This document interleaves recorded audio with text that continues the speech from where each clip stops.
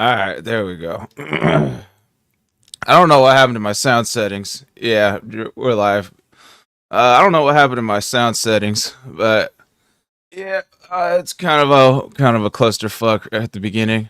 But what's up, everybody? Welcome into the Great Nimbus Debates Dragon Ball Z podcast, where we debate the vague and not so vague things of Dragon Ball. So, without further ado, let's get into the intro video. Uh,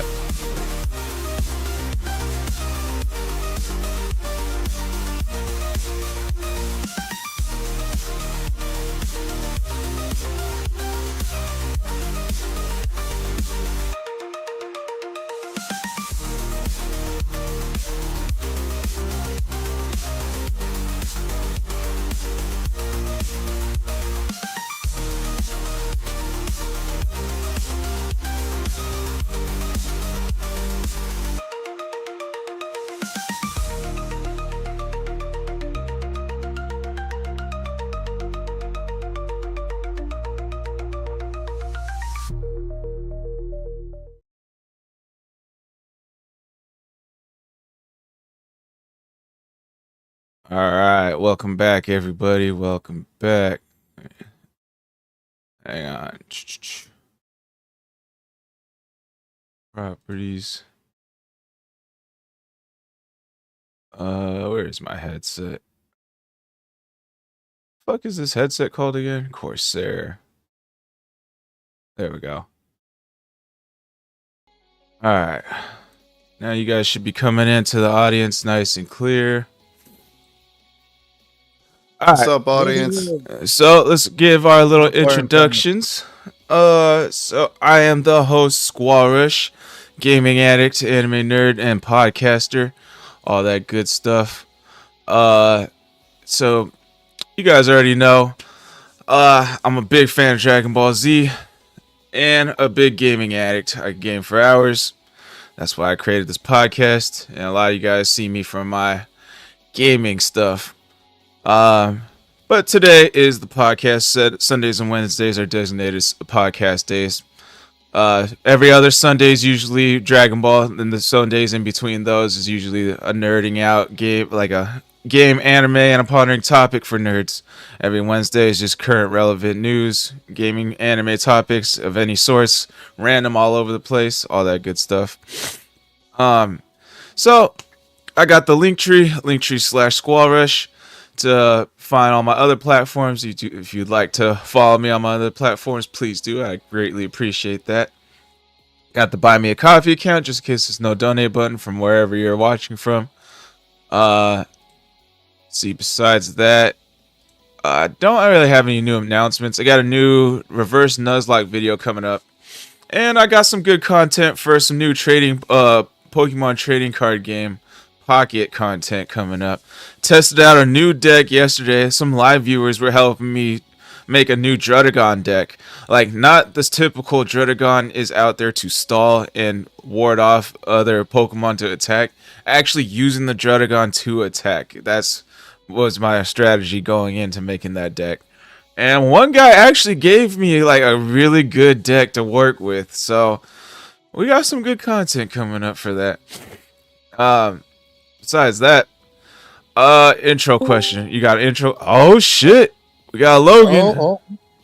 Yo, what's going on? What up? We're just doing the intros right now. We need a good intro question. Favorite antagonist. What was that? Favorite Dragon Ball antagonist. Antagonist. All Dragon Ball. Let's see. My favorite will be, you know what? Vegeta. Oh, that's such a good pick. Alright, from my point of view, it looks like Brockstrap, Logan, Hunter, then 7 Ninja. So go take it away. Brockstrap. Just introduction. Yep. Just the introduction. All right. Announce any announcements, plug your socials. What's it called? Get a little intro of yourself, and who is your favorite antagonist? Brockstrap55 on YouTube, Rumble, sometimes Twitch, and now Facebook. Just guy that does a little bit of Pokemon, a little bit of Dragon Ball, just nerdy stuff for fun online, and do Thursdays with my buddy SquallRush here for our Soul Link runs we're doing. But yeah, anywhere you can find me, I'll probably be Brockstrap55. So, favorite antagonist, Cell, because he's perfect.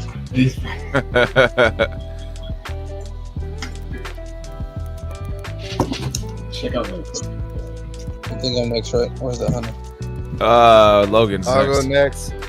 Everybody. Hey, Hunter, is your Logan's like not talking.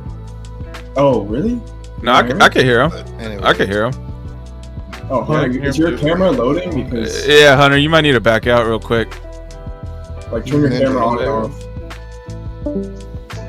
It was 7 Ninja. You can hear Hunter, right? Or you can hear Yeah. Logan, right? Okay, cool. Yeah, Oh, you there go it then. is. What up? What's going on? Oh, I guess it's not working on. Oh, There it is. Alright, I guess we'll start. How's it going, guys? My name is Logan. Hello. You can find me on YouTube at GUZXman_Florida or at MEXICAN Hayabusa. Currently at 98 subs. Just released a 100 subscriber special. I just lost 2 subs. It's whatever though. I just uploaded a new reaction to the episode 18 of Daima. That was great. Honestly, like I cannot remember the last time I felt like such a kid watching one of my favorite shows. For extra content, probably gonna be uploading a couple more of those videos until Daima's ending, and then a couple more gaming stuff. So check that out. You can follow me on Instagram, same name, Twitter, same name. And as for my favorite antagonist, I'm gonna have to go either Baby or Omega. It's kind of a tie between the two because their motives are so different, but I think their motives make them one of the best antagonists in Dragon Ball. With Baby, with the truffles and the Saiyans, I think that's a really slept-on story, especially the just the whole outlook of Baby using the Saiyan blood to kill the Saiyans, so he eventually becomes the thing he swore to destroy. I think that's kind of beautiful in storytelling aspect. And the same thing with like Omega Shenron with all the malicious slash selfish wishes with the negative energy with the Dragon Balls. I think that's also great. But yeah, probably Baby though over everybody else. Hunter, you're next. What's up, everybody? I'm Secret Cold Sauce. I'm the guy, ladies, that your mama warned you about. I will treat you terribly. I will abuse you. I will control you. It's not gonna be fun for either of us. I'm fucking pissed. Favorite Dragon Ball fucking villain. Fucking Frieza. I fucking love Frieza. I fucking love to hate Frieza. Let me tell you what the best fucking part about Frieza is, because all these other fucking villains in Dragon Ball Z, they're like, oh yeah, he's actually a pretty cool guy. Hey, you want to be friends? Oh, we can fucking totally be friends. Frieza's like, no, you fucking monkeys, I will not be your friend. I will destroy the universe. That's Frieza. Always has been, always will be. You will never see Frieza do anything but villain shit. So I know what to expect from him. It's the same thing as like whenever you locked up and they got like, there's always gonna be like a bunch of guards, but there's always like one fucking guard that does every goddamn thing by the fucking book. This dude hates prisoners just because he's a fucking guard and we prisoners. And everybody's like, man, I fucking hate that dude. He's always done. Fuck y'all. I know exactly what to expect from that motherfucker. When he's in this dorm, I got my shit together. All these other motherfuckers that are wishy-washy, doing favors for him, not doing favors for him, fuck that. I want all these fucking guards to be like that asshole over there. So I never have to wonder what the fuck is going on. That's why I like Frieza. I don't have to wonder shit. That motherfucker is evil. He says he's evil. He's doing evil. And if you accuse him of being good, he's killing you. Like it, I like it. What a beautiful speech. What a beautiful speech. Anyway, I'm 7Ninja7 by my Game Jolt MeWe and Rumble. I just recently posted a video talking about possibly the greatest alchemist of all time. So check that out. My favorite antagonist has to be, I'm actually gonna have to say Hit. And the reason is that for a good period of Dragon Ball, like I don't really remember seeing a lot of characters like Hit. They're usually a lot more flashy. They do a lot of really large explosive attacks. But then you see someone subtle. You see someone that's doing things that's like, it would have been like low powered anywhere else. And for me, I was just like, I'm a big fan of seeing a character like Hit. Besides the fact that I like assassins, I like seeing Hit's fighting style. Alright. Who would have thought Ninja's favorite villain was a ninja? Alright. That's a great character. So that's everybody. Make sure y'all hit them with some follows, please. And we'll get into the intro, or the first segment.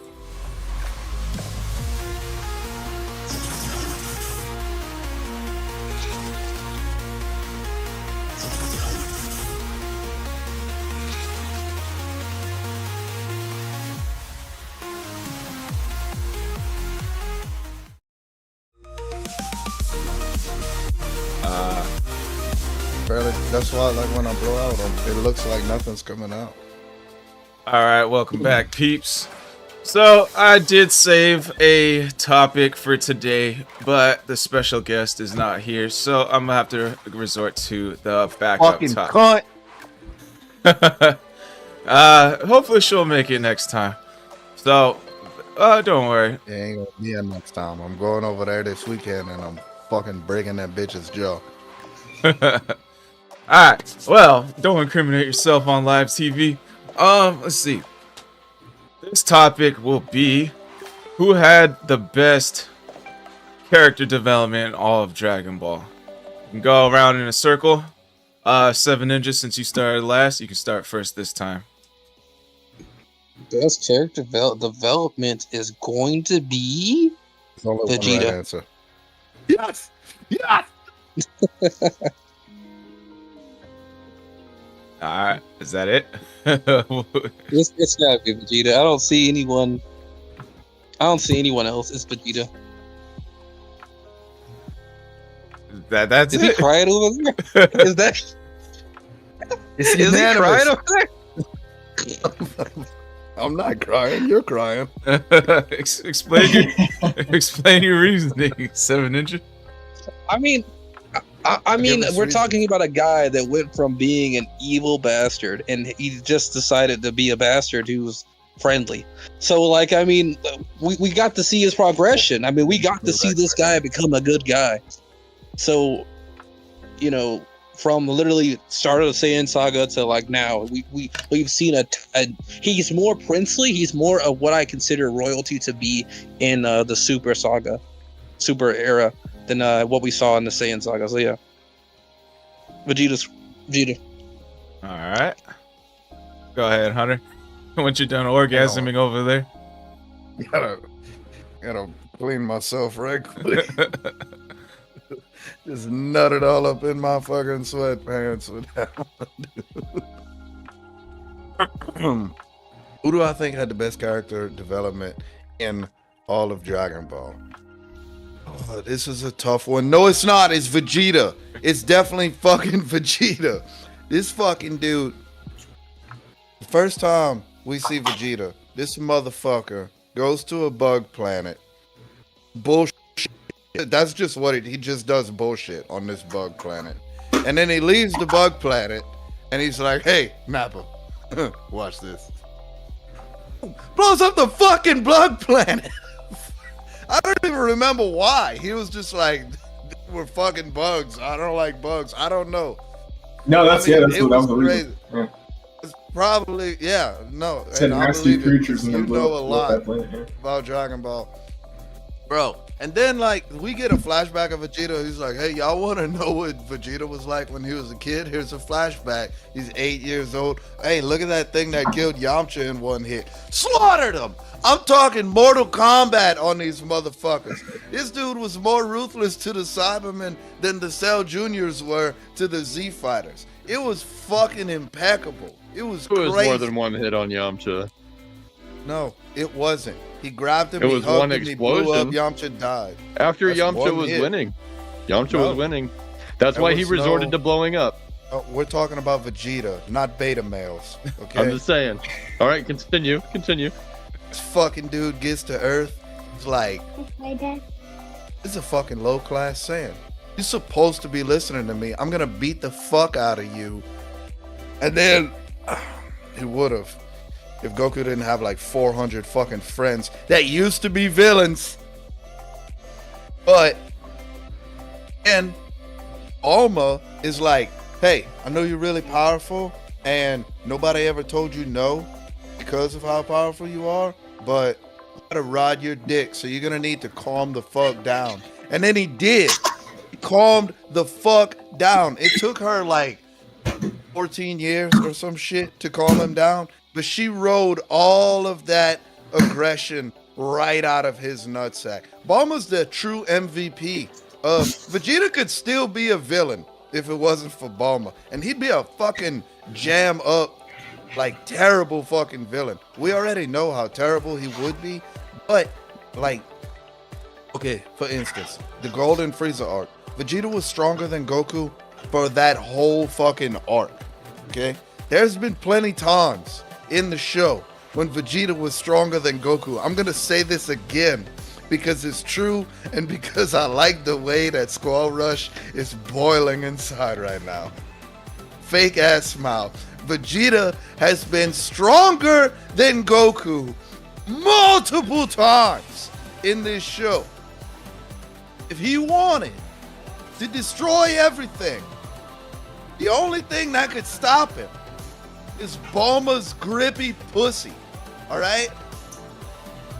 So Vegeta has the best character development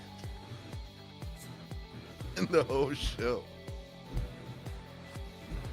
Even gave Trunks a hug. I mean, he knocked him clean the fuck out right after. It sounds like a lot of my childhood. Maybe that's why I fucking like Vegeta. Because my dad used to do bad things to me. Alright, Logan. Who do you think's got the best character development? I mean, yeah, like you could argue like maybe like Gohan or like maybe you could even to an extent you could say Frieza with the whole Tournament of Power with you know, Frieza understanding that if they don't win, like everything's gone, everything's done. Frieza Force no more. So therefore, like, you know, especially during the last couple minutes of the Tournament of Power where he's actually working with Goku, and then like the whole thing where, you know, Goku like turning Super Saiyan, like in and out of Super Saiyan with Frieza to help beat Jiren, but at the same time, like it can't be anybody else other than Vegeta. As Mr. Sauce was saying, you know, at the beginning, the first time we saw him blowing up planets because he didn't like the way our creatures looked, all the way to the Tournament of Power where he was expressing to Goku that he has put all of his trust and such all into Goku. That's quite a far cry of what the character was when we first saw him, or even 3 arcs later with the Buu Saga, where he didn't have any other choice to get Goku's attention than to go Majin so that he could fight him for one last time, because he knew that Goku, like after that day, Goku wasn't going to be able to probably wasn't going to be able to fight Vegeta ever again. So I think that's you're talking about not only the best character development in the show, but probably the best character development of all time, any medium, whether that be video games, show, and or books even. I honestly can't tell you one other character that has anywhere near character development like Vegeta. So it's probably my answer. Yeah, Vegeta. All right, go for it, Brock. I think everybody here is pretty much in agreement there. Oh my goodness. I want to hear you say it. Hang on, he's shooting his kid. The bad one? Yeah. the one that will cause me most troubles growing up, probably. Potentially, we'll see. What? He'll be able to watch. Mommy is upstairs. Yeah, no, go back to that part where Logan was saying Vegeta had the most character. Go ahead, growth Seven of Ninja. all I'll time. come back to mine. I gotta figure out what's happening with this kiddo. Go ahead, Seven Ninja. All right, I'll go. I guess I'll talk a little bit more about him. I mean, we're literally talking about a guy who went from I'm going to kill whoever I want. I can do it at any moment in time. I killed my I wouldn't call him his best friend, but this is literally the guy I grew up with. He raised me, kind of, you know. Raised him. And then he just says, "I'm just gonna kill him. I don't care. You're useless." And Yeah, you know, he lost went the from fight. I'm just willing to kill anybody to, hey, you know, I'd even argue he acknowledges Krillin, right? I think he's acknowledged Krillin before, and so it's like we literally went from a guy that wouldn't have even cared about someone like that, probably would have killed him instantly, to he acknowledges Krillin's existence. All right, well, Yeah, I mean, he told Goku that he was going to Krillin's movie nights. oh, what about you guys are forgetting about Piccolo? What about his character development? I feel We're like, not like forgetting after the first arc of Z, I think Piccolo's pretty much the same throughout Z and Super. So it's character development there, but I don't think it's as good character development as probably the best character development of all time. Yeah, it definitely wasn't as long as Vegeta's. But I still think it was some pretty good character development there. Cause he went from wanting to dominate Earth. Goku was his sworn enemy. He wanted nothing to do with Goku, and the only time he only teamed up with Goku that first time was because Raditz was an even bigger threat to the world, and he was a thorn in his world domination plans. And Yeah, he decided to take Gohan in, not because he cared about the damn kid, but because like he's gonna need him as help for the Saiyans.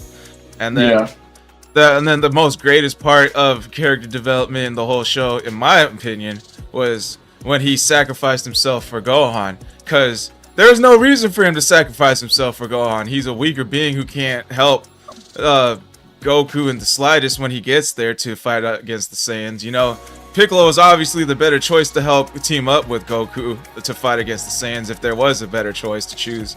And there was more weight in Piccolo dying than Gohan. You know, the Dragon Balls are gone with Piccolo if he sacrificed himself, and he threw all that to the side, didn't give a shit.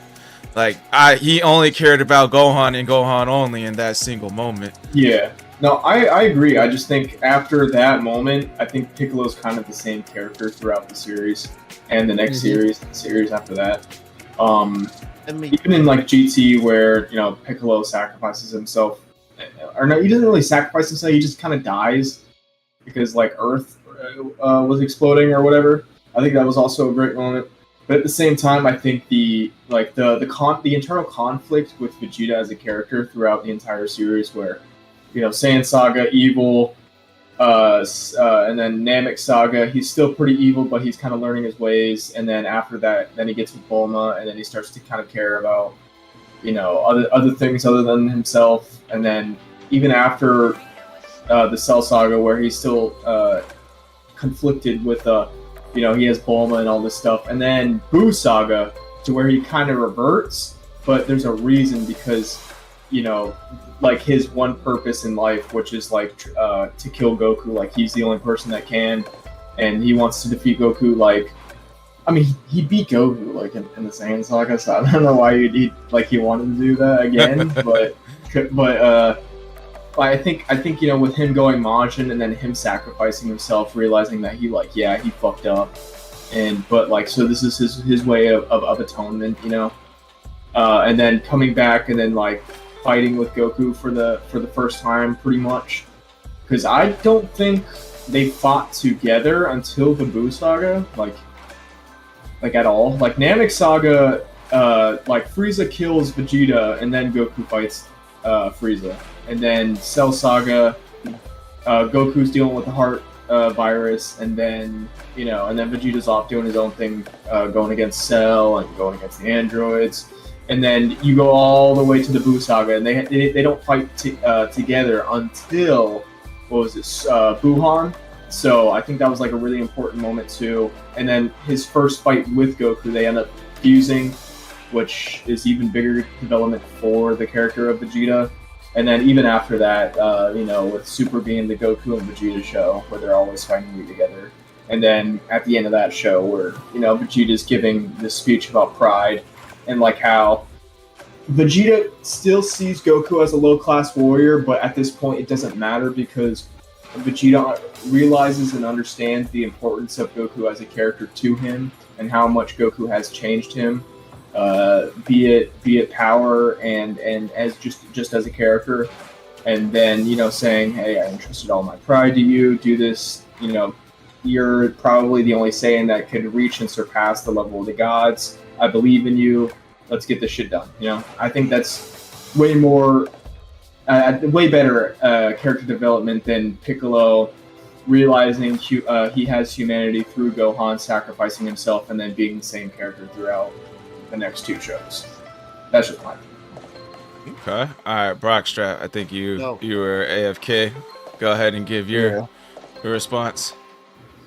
Although I believe Vegeta's character growth and development was better, I do appreciate Piccolo's, because here he is, the son of the father who Goku murdered, basically. Yeah. Yeah. And was born with one basic goal to avenge his father's death. And here he is, not only a friend to Goku now, the guy he was basically created for to kill, but he's also, as well as a friend, a better father to Gohan and grandfather to Pan. So he goes from the most menacing threat ever known to Goku in the whole entire Dragon Ball series, Dragon Ball, not Z, to best buddy and also Pan's grandfather. And it's wonderful. I love to see it. Yeah, that is also great. I do appreciate that, him being the godfather essentially to Gohan's kid. The same kid that taught him humanity. He is younger than Goku and more responsible, which, I mean, I guess that's not really a high bar, but Well, to be fair, they made Goku so irresponsible in Super. Talk about a downgrade character. Oh, really? In the Android saga, when who was it?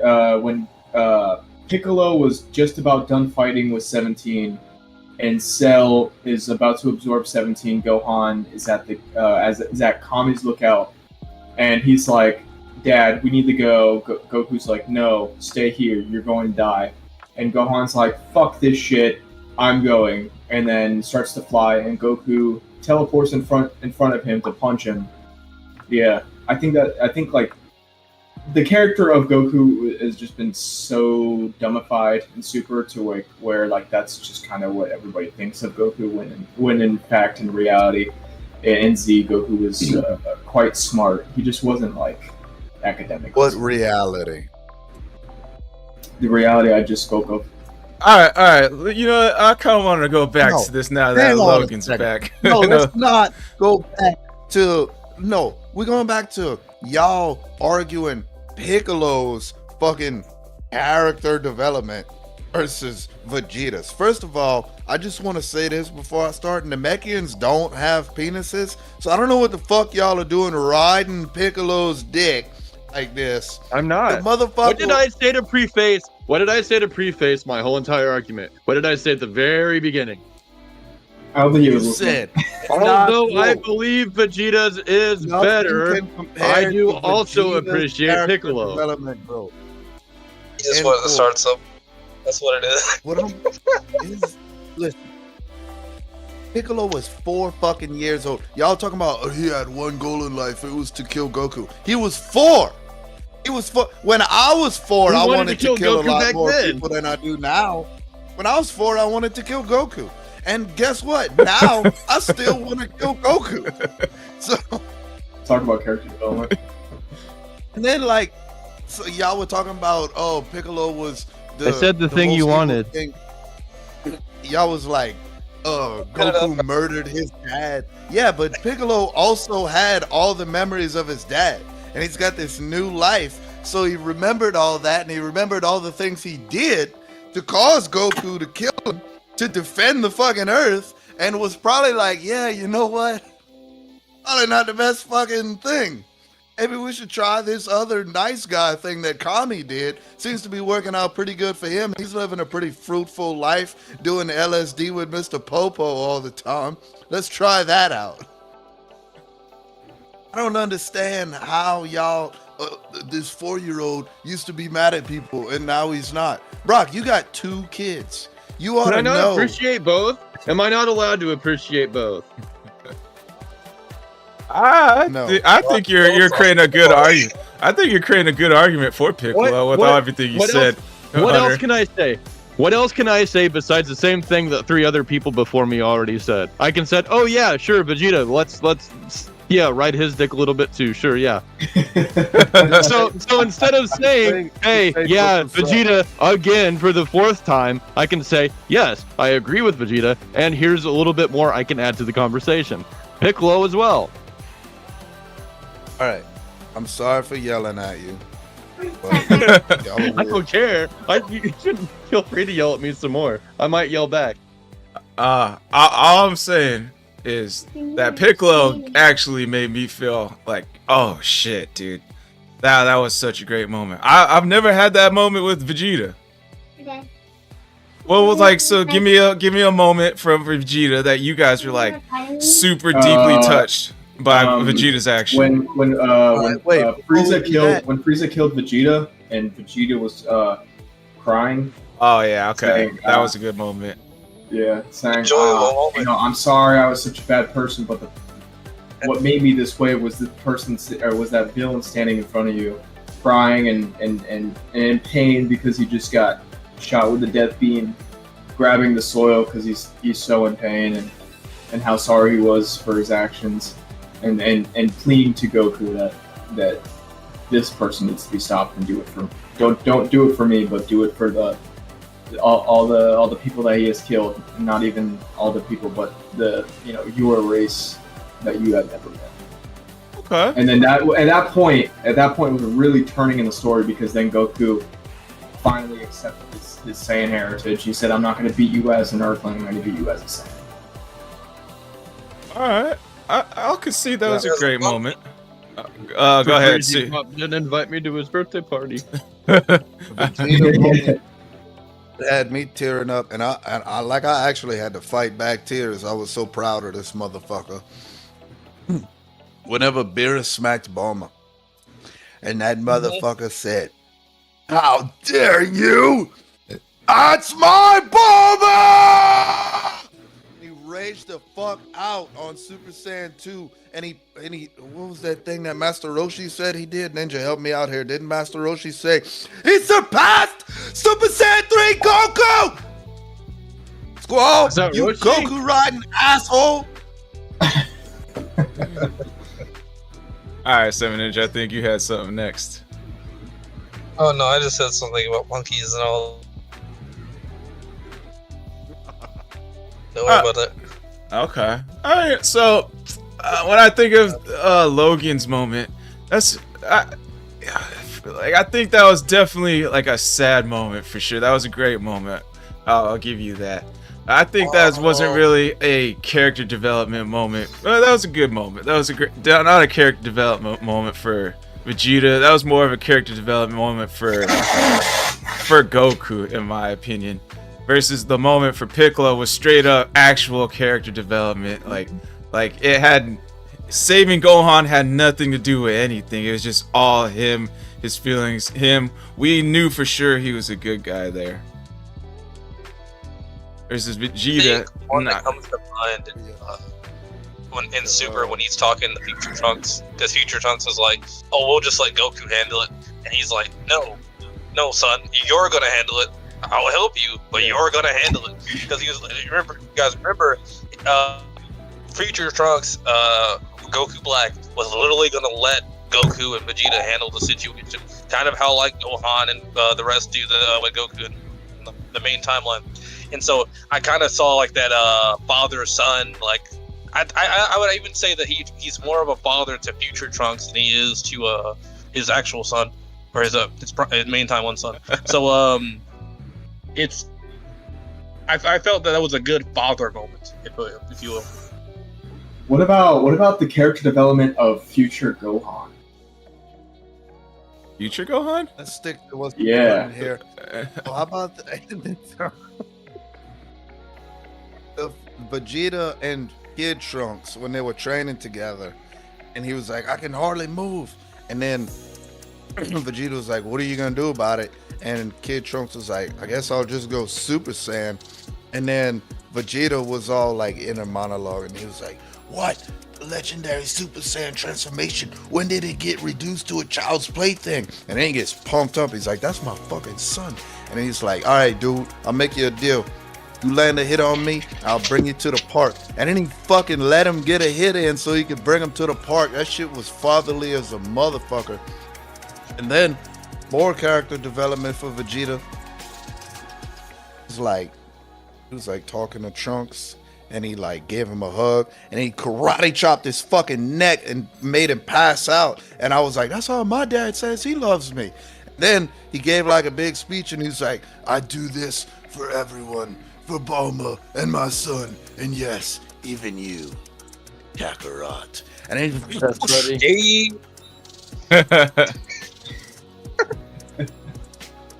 Alright, I kind of wanted to hear Logan's argument for Future Trunks or Future Gohan. Yeah, Future Gohan. So, you know, obviously that is the main timeline. So, you know, so everything pretty much happened up until, what was it, the Android Saga, where Goku in this timeline actually died. And, you know, the androids took over, and that's the same timeline that Future Trunks is from. So, you know, so essentially, like, Gohan going from this scared little kid to, like, the person that Goku actually wanted Gohan to be, you know, where, you know, this Gohan is such a seasoned warrior, and, you know, isn't fucking around. You know, I think that that character development is also really great and kind of underrated, really slept on.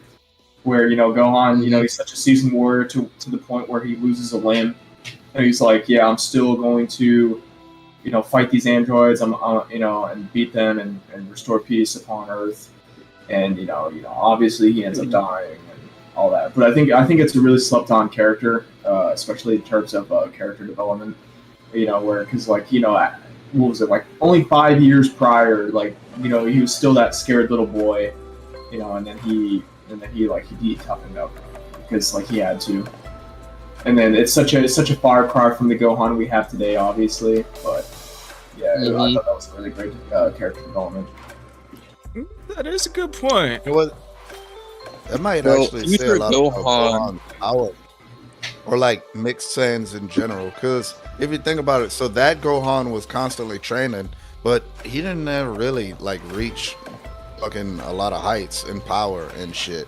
Yeah, But no, I our agree. Gohan, he never fucking trains, and then all of a sudden he just trains intensely for like a little while, and then he passes up everybody. What if mixed Saiyans have like their power is like a penis? It's like whenever, just like you don't be doing nothing, and then all of a sudden you got like 2 minutes of fucking amazingness, and then you're right back to not doing anything. I at least got 5 in me. I don't know. It's got 5 minutes. It's not whole weeks is what it is. That's the point. Like it's not you're not constantly erect. You're this flaccid little bookworm, and then when shit gets real, it's time to penetrate stuff and blast, you know, stuff. I mean, Here's for the second. interesting analogy, but I'll take it. This is a bad analogy. What are you talking about? I can see that. Favorite thing. I feel like 100% though. Future Gohan was my reason to like Gohan himself for like the longest time. It was only after seeing what he became that I was just like, nah, I'm good. I mean, we see him come back at the end of Super, the manga wise, so I'm happy about it. But it's just like, again, you know, I know he did it before. Will it happen again? So True. What's up, Kinezy? Welcome in. Let's see. Future Gohan, definitely. You know, I kind of, that's a good example. I agree with that. It's just too bad we didn't get to see too much of his story on how he became like that. He was just like, you know, one episode special of What If. But I'm pretty sure. Oh, go ahead. I thought it was just like he was just such a key pivotal moment for a lot of characters, because you know, if he really didn't succumb to what he had succumbed to, then Future Trunks wouldn't have found a way to bring himself to get to the future and to change history as we know it. Because as we do know, that is actually the original timeline. That is what happens. So I think like even though like he really is underrated as a character and character development, if he didn't die, the story wouldn't be what it is today with you know, the rest of it as like Cell Saga or Buu Saga all the way to the Tournament of Power. None of that would have been possible if Future Gohan didn't die. So I think that's why he's such a slept-on character, because he was only around in that special. But he is such a loved character by the fans. So, if they did end up going back and making a story on what happened between Goku dying and ultimately his death, I think that would be a really great story, and I think a lot of people would appreciate it. And it would boost his popularity even more. But yeah, for the most part, I agree. Yeah. What about You Future think it would Trunks? do better than Daima? Future Trunks, what? Like, what about his character development? His character development. I Well, mean, He he's doesn't really have character development. he doesn't really have character development too much. He's pretty much the same character through and through, especially in Super. It's not to say that he's a bad character. Like, obviously, when Super Vegeta is going against Cell, and Super Vegeta allows Cell to absorb 17 to then become semi-perfect. No, is it semi-perfect Cell? No, it's just perfect Cell, right? And then Super Perfect Cell no. is when he. When he So absorbed 17, it was semi-perfect Cell, and then when he absorbed 18, he became perfect Cell. okay, so because is semi-perfect Cell the one where he has no One nose? with lips. Yeah. So, but No. Semi-perfect Cell It's the has big one. lips and a nose. He's the big one. The buffed one, yeah. He doesn't have a nose. So the one that doesn't have a nose, he was the one that didn't have a nose, and then he absorbed 17 to then become perfect Cell. So I think I actually made like a little edit of this on my shorts. Go check it out. But when Trunks was pleading to Super Vegeta that Vegeta's like, oh, don't you want to see this power he's talking about? Like letting Saiyan side talk, and Trunks is like, no, I've seen it all my life. Like I can't allow this to happen. That was such a gut-wrenching moment, because I think we've seen especially I think the special of Future Trunks aired before that, so you kind of get a little context on that. But he's like, no, I've seen it all my life. All it is destruction. I can't allow this to happen. And Vegeta's like laughing at Trunks, and then to the point it got to the point where Trunks actually had to attack his father to stop Cell from becoming perfect Cell, because the 17 years of destruction that he's seen, his mentor and brother Gohan dying, him going to his lifeless body and being like, oh shit, I'm the only one left. Like, he's seen what kind of power that comes with, and he just couldn't allow it to happen. But that's not, but like, that was a beautiful moment, but that's pretty much who Trunks is through and through as a character. So there's not much development there. But that doesn't mean that's not to say that he's a bad character. He was just always a good character to begin with. Yeah. Oh, I was more thinking about like the movie special where he actually had where Future Gohan dies. He was like an overconfident kid that him and Gohan can take on the androids at any time. And then like once Gohan dies, like in that movie, that was probably to me one of the most best Super Saiyan transformations, where he got so mad and hurt and distraught over Future Gohan's death that he turned Super Saiyan, and then like he tries to take on the androids after that himself, because he's like telling Bulma, I'm a Super Saiyan now, I can handle them. And his mom's like, Gohan was a Super Saiyan, he couldn't handle them. And he's like, well, I'm gonna do it anyways. And then he still got whooped. And then like in that movie, then he was like, all right, I'm gonna go grab help from like the past. Yeah, but like I think that's that's development to some sort, but like at the same time, it's like we've all been there. We were all overconfident, cocky kids. But I think at the same time, Trunks knew deep down that that's still not the case. I think like he understood deep down that obviously like I can't really beat them, and I think that would be disrespectful to Gohan for him to sit there and say, yeah, I can do it, even though his brother literally just died. And he was a better seasoned warrior, and had more time as a Super Saiyan. and all that jazz. So I think deep down he kind of knew. I think that was just a coping mechanism from Trunks. So I don't think that's like too much development to say.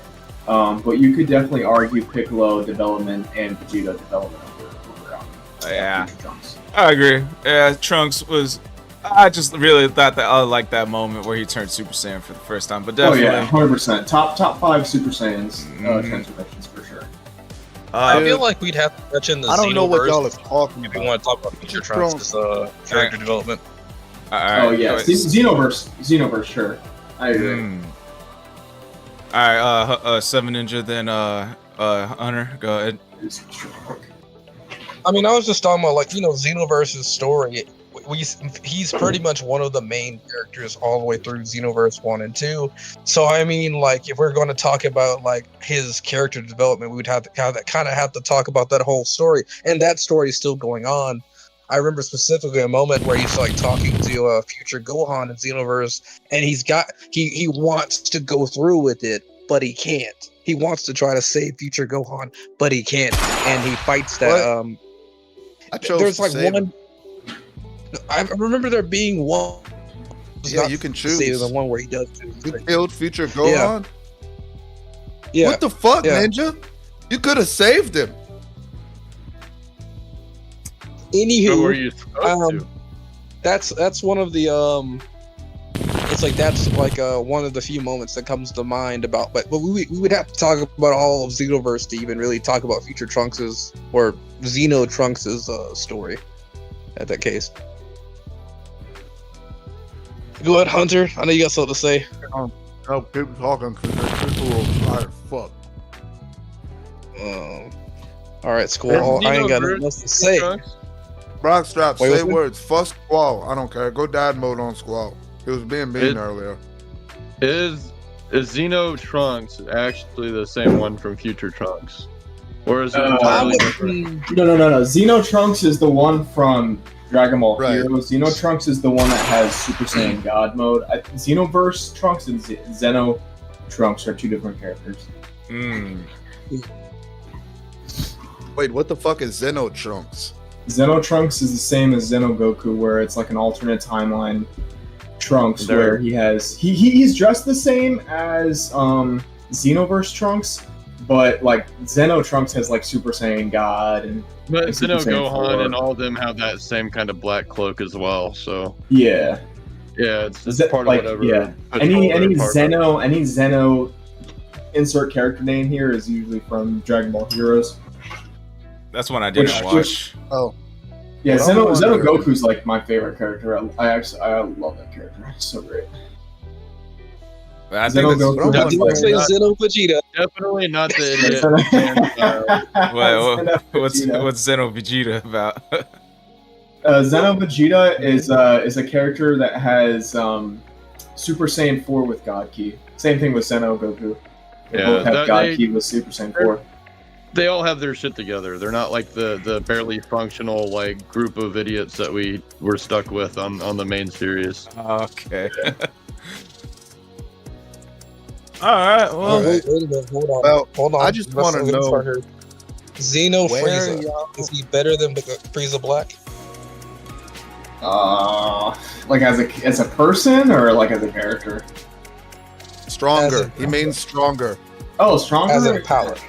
Yeah. Every Xeno character is I'll put this into perspective. Every character from Dragon Ball Heroes can one shot Xeno in the main Super. timeline. Oh shit. Like one Yeah. shot. Like no development. I'm gonna find Xeno Hunter and I'm gonna kick his fucking ass just to prove y'all wrong. Hang on, I need a soundboard. Let's see. Let's go with this one. Oh shit. Here we go again. I I wanna totally know forgot about where y'all get off saying future Trunks had character This is what I remember from the first time we saw future Trunks. Came back and said, hey, I need help because I'm good at fighting. And next time we saw Trunks, it was an entirely different character because he came back and said, hey, I need help because I'm fucking fighting. think you need to put the mic closer to your mouth. It's cutting out here or there. Hey, I need help because I suck at fighting. That's all I hear from Trunks. Yeah, I mean, you needed to see the movie special. I don't know if you've seen it or not, but that was a good movie special. I saw the Team 4-Star version, but also Kid Trunks. The fucking Kid Team Trunks, 4-Star who special. was raised, Kid Trunks, who was raised by probably the best dad ever of all time, actually had some fucking go in him. Kid Trunks had to fuss future Trunks. Can you imagine being so fucking pitiful that you, a grown man, getting your ass chewed out by an 11-year-old who can kick your ass? Like, what the fuck, dog? What was he doing that whole time? He just went back, killed the androids, and was like, I'm gonna be happy with my mom and go fishing. Like, oh, this is Dragon Ball Z. Enemies come. You gotta be prepared. He pulled a whole Gohan. You know, Future Trunks? Did he keep training? Yeah, because he trained with the Kai, and then Dabura came, and then he killed Dabura and Babidi before they could revive Boo. Gohan? Oh, No, Trunks. Oh, Trunks. Oh yeah. He did. That they did that in Shin Everything Budokai. I said about Future Trunks just now. Yeah. No, it was If I'd have known confirmed, it was that he did confirmed in that- Super. Oh, he did that. Yeah, that too. I forgot about that one. But they did do a video game on the PlayStation Portable. Like it was like what happened if Majin Buu like resurrected in the Future Trunks timeline. There was that side story. It was a good one. They made it canon because he was explaining when Trunks came back to the future for the first time after Goku Black, and then Trunks was explaining that I killed Babidi and Dabura, so Buu didn't come back, but look what I acquired from training with the Kais, and it was Super Saiyan 2. So he's like, oh, why don't you go Super Saiyan 2, the ultimate thing of power? And Goku laughs in his face, and he's like, I'll show and shows him Super Saiyan 3, and then one shots Trunks. That was great. Yeah, that was funny. Logan, you watch Sub, don't you? No, I watched Dub. He one shots him and Why then are you deforms saying like, opera? oh shit, you alright? Yeah, he grabs a sword like this and then bah! Out of the ground. Broke I keep saying a Dabura. boneless thing. Huh? Everybody in the show calls him Deborah. Oh yeah, Dabra is like the subbed way to say it. Oh, real. Oh, it was probably because I was watching Daima, Oh yeah. Dabura. Dabura, And his which dad. is only in sub right now for at least the episode that I'm on. All right, It well, was different, you know? I think now it's time to move on. Final thoughts on who has the best character development. Brockstrap goes first, Logan, Hunter, then Seven Ninja. Vegeta. Yep, Vegeta, best character development of all time. Any show, any movie, any video game, etc. Hunter, I know you want to pick Piccolo. We'll skip Hunter. Sorry, I dropped a big ass bag of Starburst all over my floor just now. A whole bag of Red 40, yummy. Hey, I ain't worried about them chemicals. Look at this thing. Oh, show the chemical. Run down number Show the 3. nutritional facts. Show us what?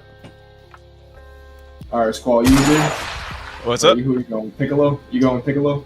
You agree with Hunter? Yeah, Wait, did Seven Ninja give his? I was responding to chat. My bad. I was still waiting for Hunter to say it. I'm real with you. Vegetable, It's Vegeta. vegetable. Vegetable, true. Yeah. King of all vegetables. Yeah, it's pretty unanimous. It's probably Vegeta. Yeah, I think Squall's gonna say Piccolo like Hunter did. Don't see bitches masturbating with fucking fruits. They use cucumbers, motherfucker. That's a vegetable. Squall's gonna say Piccolo. Wait, would you Squall's say gonna this, say Goku. this Seven Ninja? Did you give yours Seven Ninja? Yeah, vegetable. Yeah, Oh, him, okay. Nah, mine's Vegeta too. I was just arguing the other side. It would have been too boring if we all picked Vegeta. Oh, that's why I mentioned Piccolo, but then I got screamed at for it. Man. But as long as you learned your lesson, it's okay. Alright, well, what's the name? Hunter didn't. Let's go on to segment 2. I'll play the little segment 2 video real quick.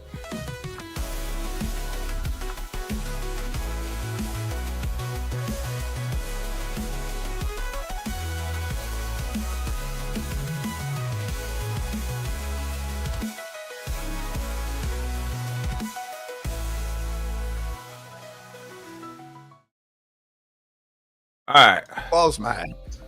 Now that we're back, let's see. Since Hunter didn't watch Daima, we'll save the Daima segment for last. So now we'll go on to your guys' topics if you guys got any for, like any debates, topics for us to go over. Let's see. Seven Ninja, do you have one by any chance?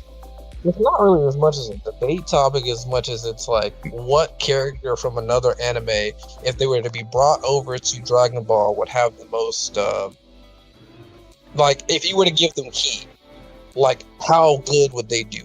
Who do you think would have the best up? Or like uplift who would would go like the farthest? Is that what you're trying to say? Yeah. Yeah, if they were to gain ki as like the energy system and they were their same character with that key energy, who do you think would go? Is this like I'm insinuating? Hold on, wait, before we start, is this insinuating like that they're starting from the beginning, or they're just like placed in like a random order? Let's say they're starting from the beginning. Okay. Well, So they're able to train and get stronger? Yeah, they're able to train and get stronger. Okay, cool. Yeah.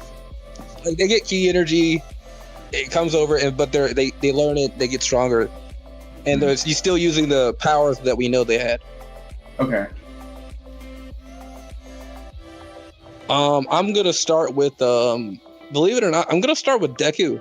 When I thought about like you know, we see Goku like train, we get to see him like become a better fighter, become a better more power. Someone like Deku is going to actively study. He's going to actively try to figure out how to become better and better. And so in that way, to me, at least when it comes to combat side of things, he would be like a Bulma version of I don't want to say Goku, but he is a fighter. He's a hero. He wants to protect.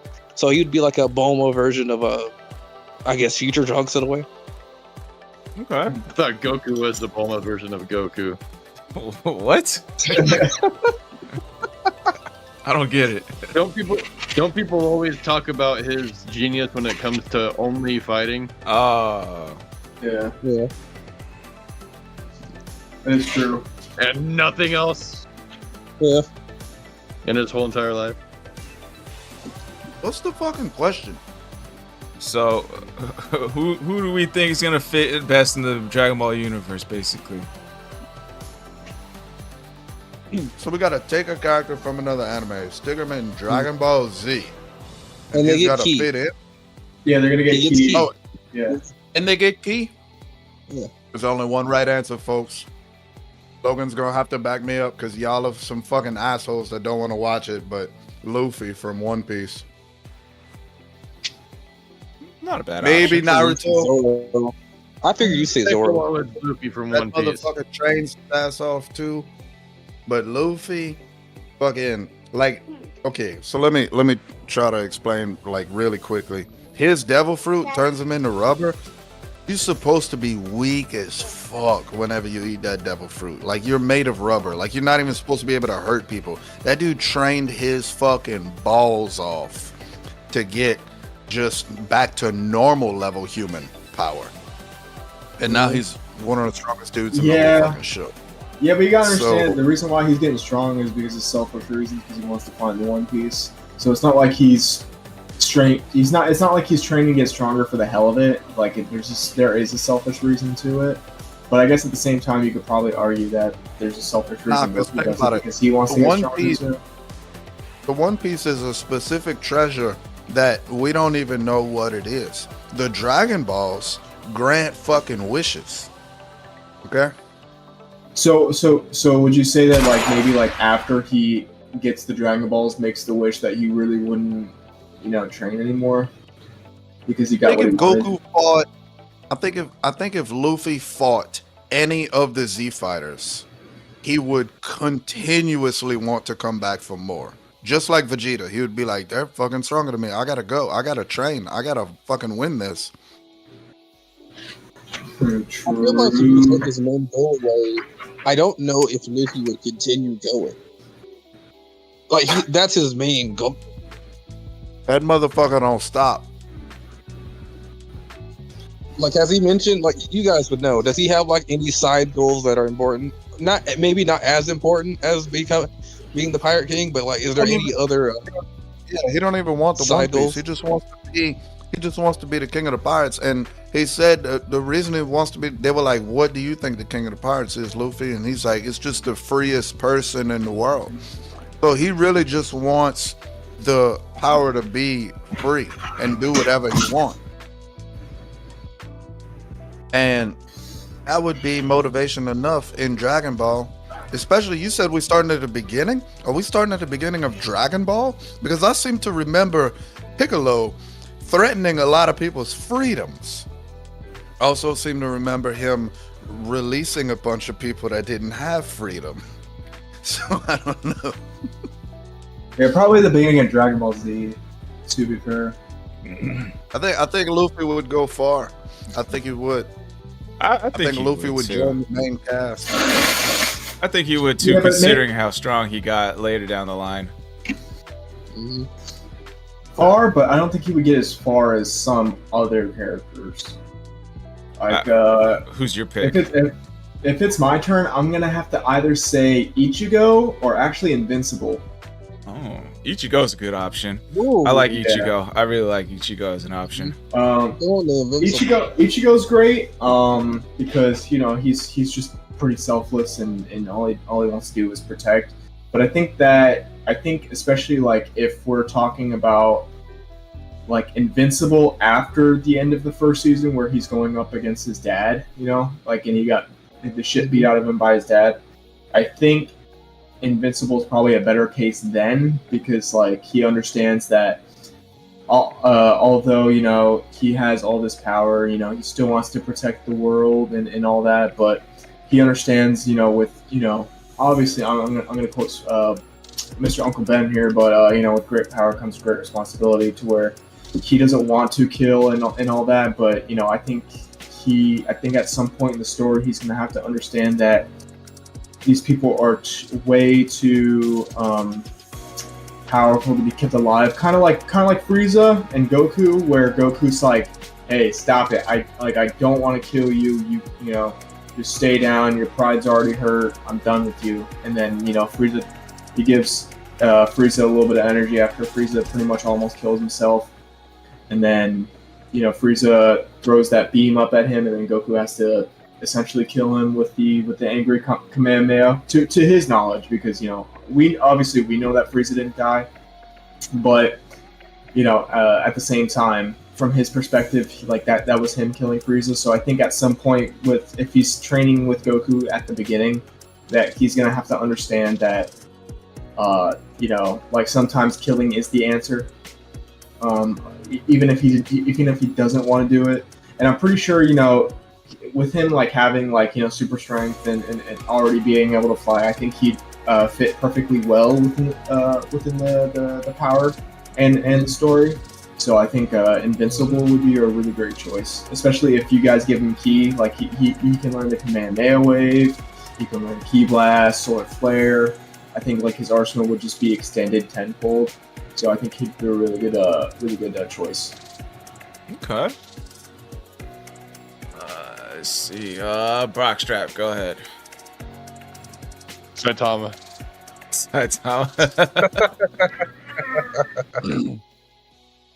He doesn't even need to learn Ki. He'll just go in and whoop everybody. You missed that debate. No, let's not go there. Let's not do that today. We went over this before. He's nowhere near close Dragon Ball. Oh yeah, he is. he don't get past Cell Saga. Logan, I'll let you respond to that real quick.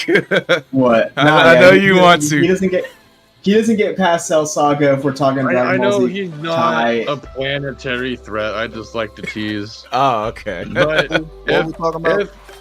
if What did I whatever traits or whatever power that he has, and he gets the same treatment that everybody else that we've mentioned, right? To where they start from the beginning, learn ki and everything. Saitama from a Dragon Ball world would probably be threatening. Because what? He's like the strongest of everybody in the whole entire his show. Hands down. So far, outside of maybe Garu, I haven't gotten that far yet. Yeah, there's only one character, maybe two stronger than him at this current point in the manga. But with go ahead. I'm sorry. But yeah, so assuming that he has whatever power up that he has in his own show to make him as strong as he is, multiplied by the powers that he would be able to obtain in Dragon Ball, I think that he would be a threat. So what's his motive? What's his motive is other than he just wants to be normal, right? What's his motive in his own show? He just kind of does. He wants to be able to handle. It would have to be during his early story. It'd have to be during Saitama's early story where he breaks his limiter, which is a question I have for you, Logan, for a moment. Well, what's the next? What's the next up? thing? He. Sorry, go ahead. Oh yeah, no. So finish yourself. No. Let Brock finish his thing. What was the whole thing? He's tired of nobody even being able to hold their own against him now at this point, right? So he's become so powerful, he's bored.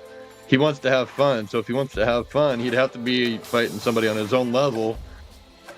Okay. So I guess with that in mind, would he want to become so powerful again afterwards, to where he'd be bored again? Because he felt that rush, right, in his dream when he was fighting the Subterraneans or whatever. Mm-hmm. He felt that rush finally, even though it was only a dream. But I don't know. I guess he wouldn't want to be strongest necessarily. From my knowledge of both series, I would say that if he did join, if it was the beginning of if he had just broken his limiter and he joined, he just automatically transferred to the Dragon Ball world. I think I think that Goku would one tap him, and then Saitama would be like, "Oh, I didn't realize someone could even be this strong. Let's train together. Please show me your ways," kind of thing. And then they kind of grow together as a team. And then I could see that with him progressing throughout the story. I don't think that's a bad choice at all. Anyway. Alright. I'm gonna change my answer. 2. Okay. Yeah, what's up? I'm going with the granny from Dan to Dan. Not even close, bro. She'd probably replace Bulma at best. Alright, go ahead, 7. Granny's a fucking badass, and she understands everything there is to understand about all that shit, and no one fucking knows how badass she is. Think about Dragon Ball Z for a second. They got these universal level characters just chilling on Earth, and motherfuckers think Hercule Satan is the strongest among them. They keep that shit low pro, homie. Just like who? The granny from Dan to Dan. The only gilf that I've ever gotten a boner for, other than Dolly Parton. Damn, that's so real. And Cher. I don't think she keeps it low profile. They just don't believe her. Yeah, she's famous, ain't she? She's a celebrity on her own television show. I think she Vegeta would probably be attracted more to the granny than Bulma. That's just my I think Roshi would definitely have a field day with that one. For sure. Oh, dude, they could train together. She could be in the turtle. She could be a turtle yokai. Oh, true. Yeah, I think that she could probably learn a couple things from the Turtle Hermit, but I think Roshi would just be so horny 24/7 that they probably couldn't even get anything done. Dude, they'd be smoking that ganja 24/7.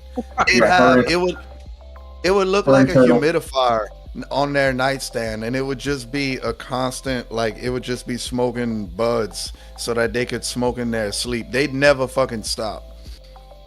All right, my bad, Seven Ninja. What was your question for Logan? Okay, so Logan, in the context of when he breaks his limiter, when Saitama breaks his limiter in his world, in that we're using that formula and bringing it over. It's not the same as if Goku breaks his limiter in his world. It's because remember Saitama, he's a huge jump. How do you think that huge jump would affect Saitama if he were to come to Dragon Ball? Well, where do you think that lies? Like after he breaks his limiter, where do you think he lies? In the realms of power. The thing about it is, for me, when I see, we see, at least if we're going to talk about early Saitama, like he fully outscales everything there. Versus like when Goku does it, like he is able to. Before he's not able to beat the guy. Now he's able to beat that villain, or with a little help, he's able to beat that villain. So. For me, and I want to go and say this as well. I still don't know if I've seen Saitama's fully max power because he says he gets stronger every day without really training. So I'm not sure if he's really fully showed his full power yet. But as far as, let's just go with his early days. Let's say he's like he goes from able to fight a crab guy to maybe city level, if we want to go there. Maybe that's what the jump could be like. What does that jump look like? With that example, I guess, if you were to take that jump into the Dragon Ball universe. The Dragon Ball universe, and then like assuming as soon as he gets into the Dragon Ball universe, he has ki or he has to learn it. There's a lot Let's of say he's got aspects ki. on this question. Okay, so essentially, like, if you break your limiter, I'll put this into perspective. If you go to the gym, right? And let's say you were only able to bench, let's say 180, right? And then the next day you break your limiter, right? And then you can obviously do 190 and then 200. Breaking your limiter doesn't mean that all of a sudden you can just lift 1,000 pounds. That's not how that works. So essentially, I don't think like it's such an infinite gap. I think from obviously, if we're talking about Saitama, like if you're going against crab people who are probably only street level, and then he breaks his limiter and then goes to city level, I think that would probably only be if he were to go into the Dragon Ball universe and then break his limiter there, and or if he already had his limiter broken, I think he could exponentially gain power. But I don't think it's just all of a sudden infinitely more strong. If that makes any sense.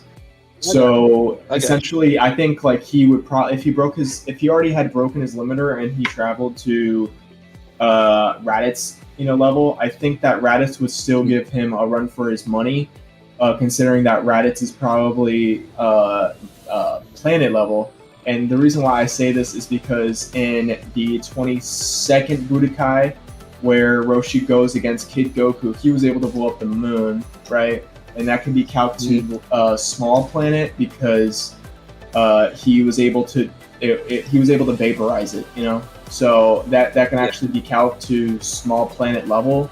So therefore, if you keep upscaling from there, Raditz would probably be around planet level, not large planet level, but planet level. So like small planet level, because Earth is considered small.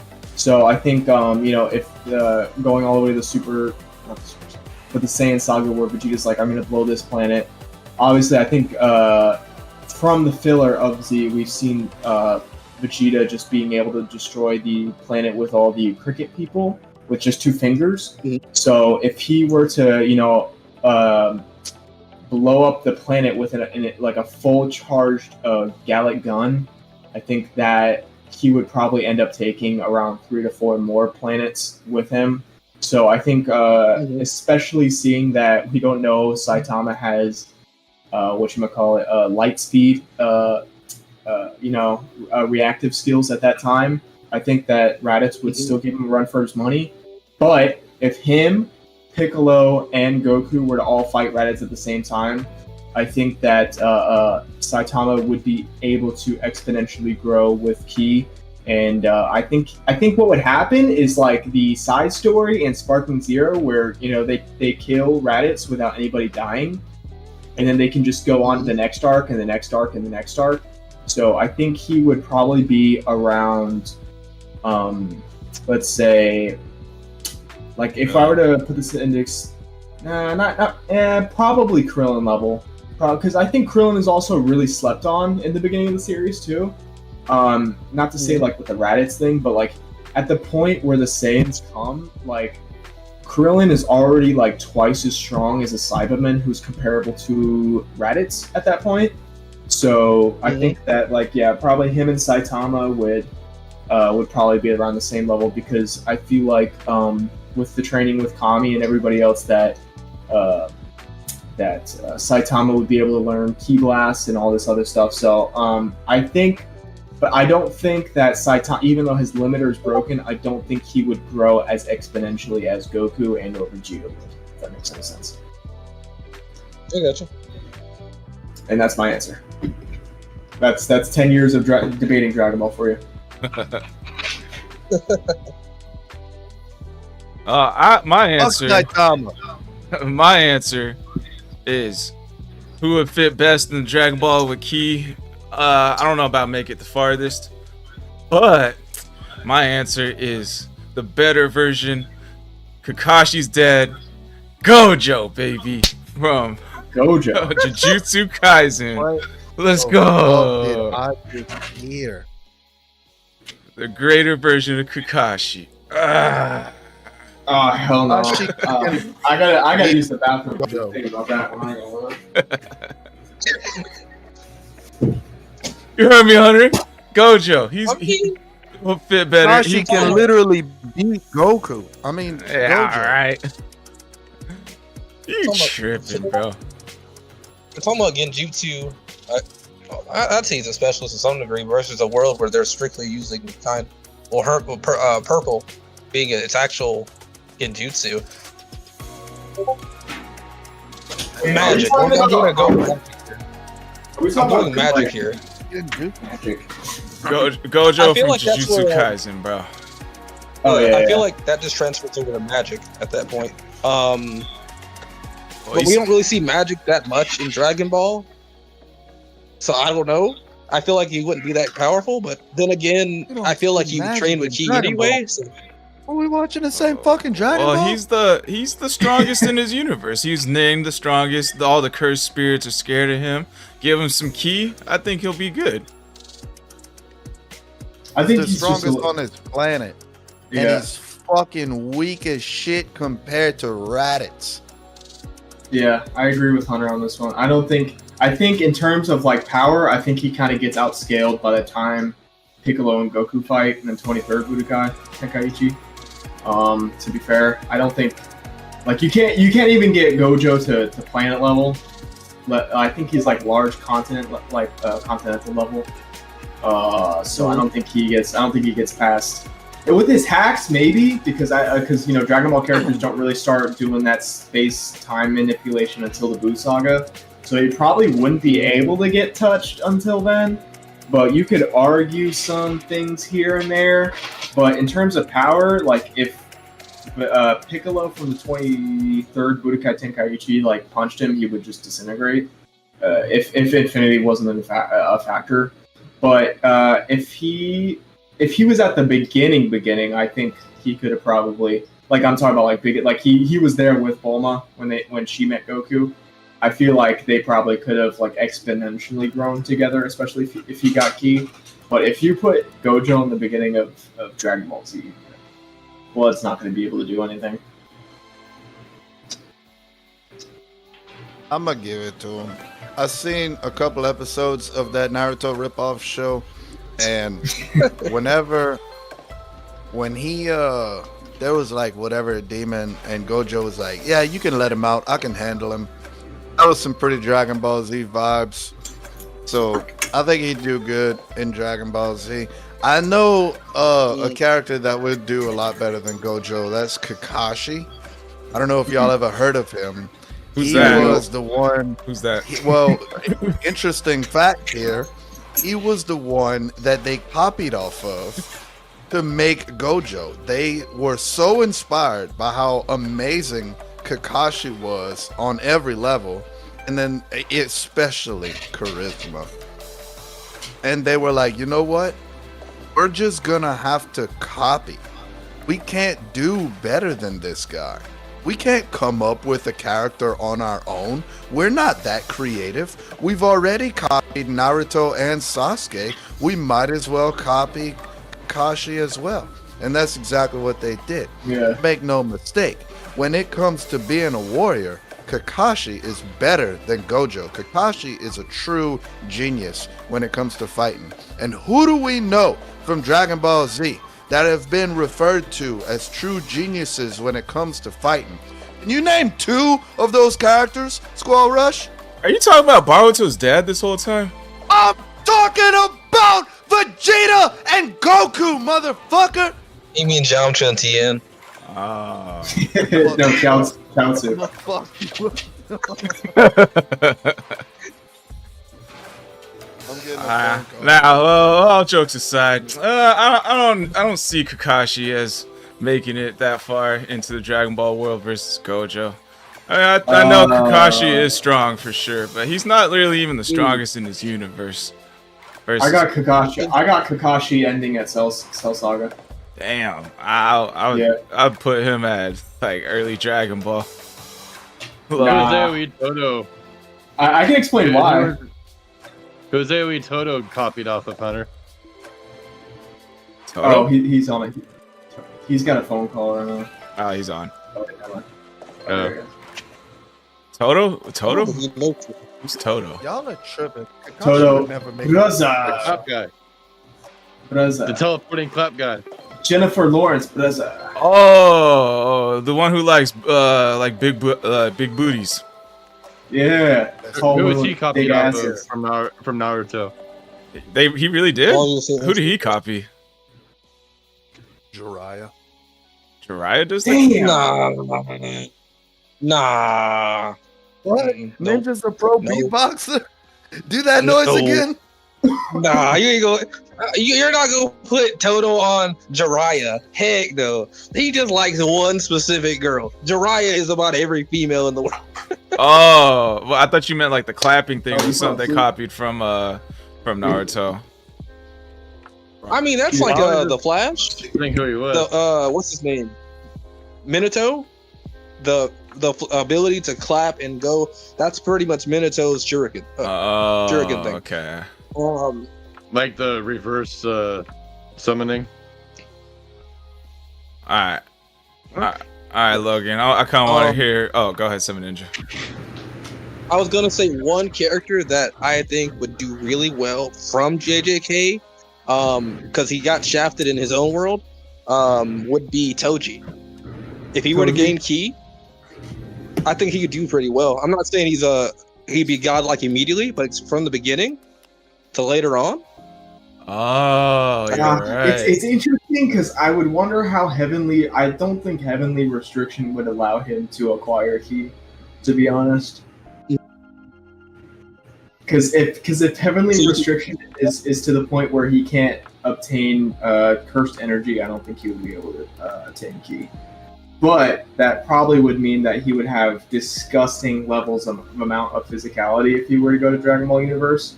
So he could probably box, but he couldn't use any like ki blast or like anything like that. But he would probably wait a minute. What about Daima's world? Huh? Remember Daima's energy? Like how they're like the negative energy. Curse techniques are negative energy. Maybe the heavenly restrictions like would be positive energy in this case. I don't know. I mean, we No. also have like reverse curse techniques as well, so that's a different story, I guess. Oh yeah, But I mean, maybe he could empower himself with some demon energy.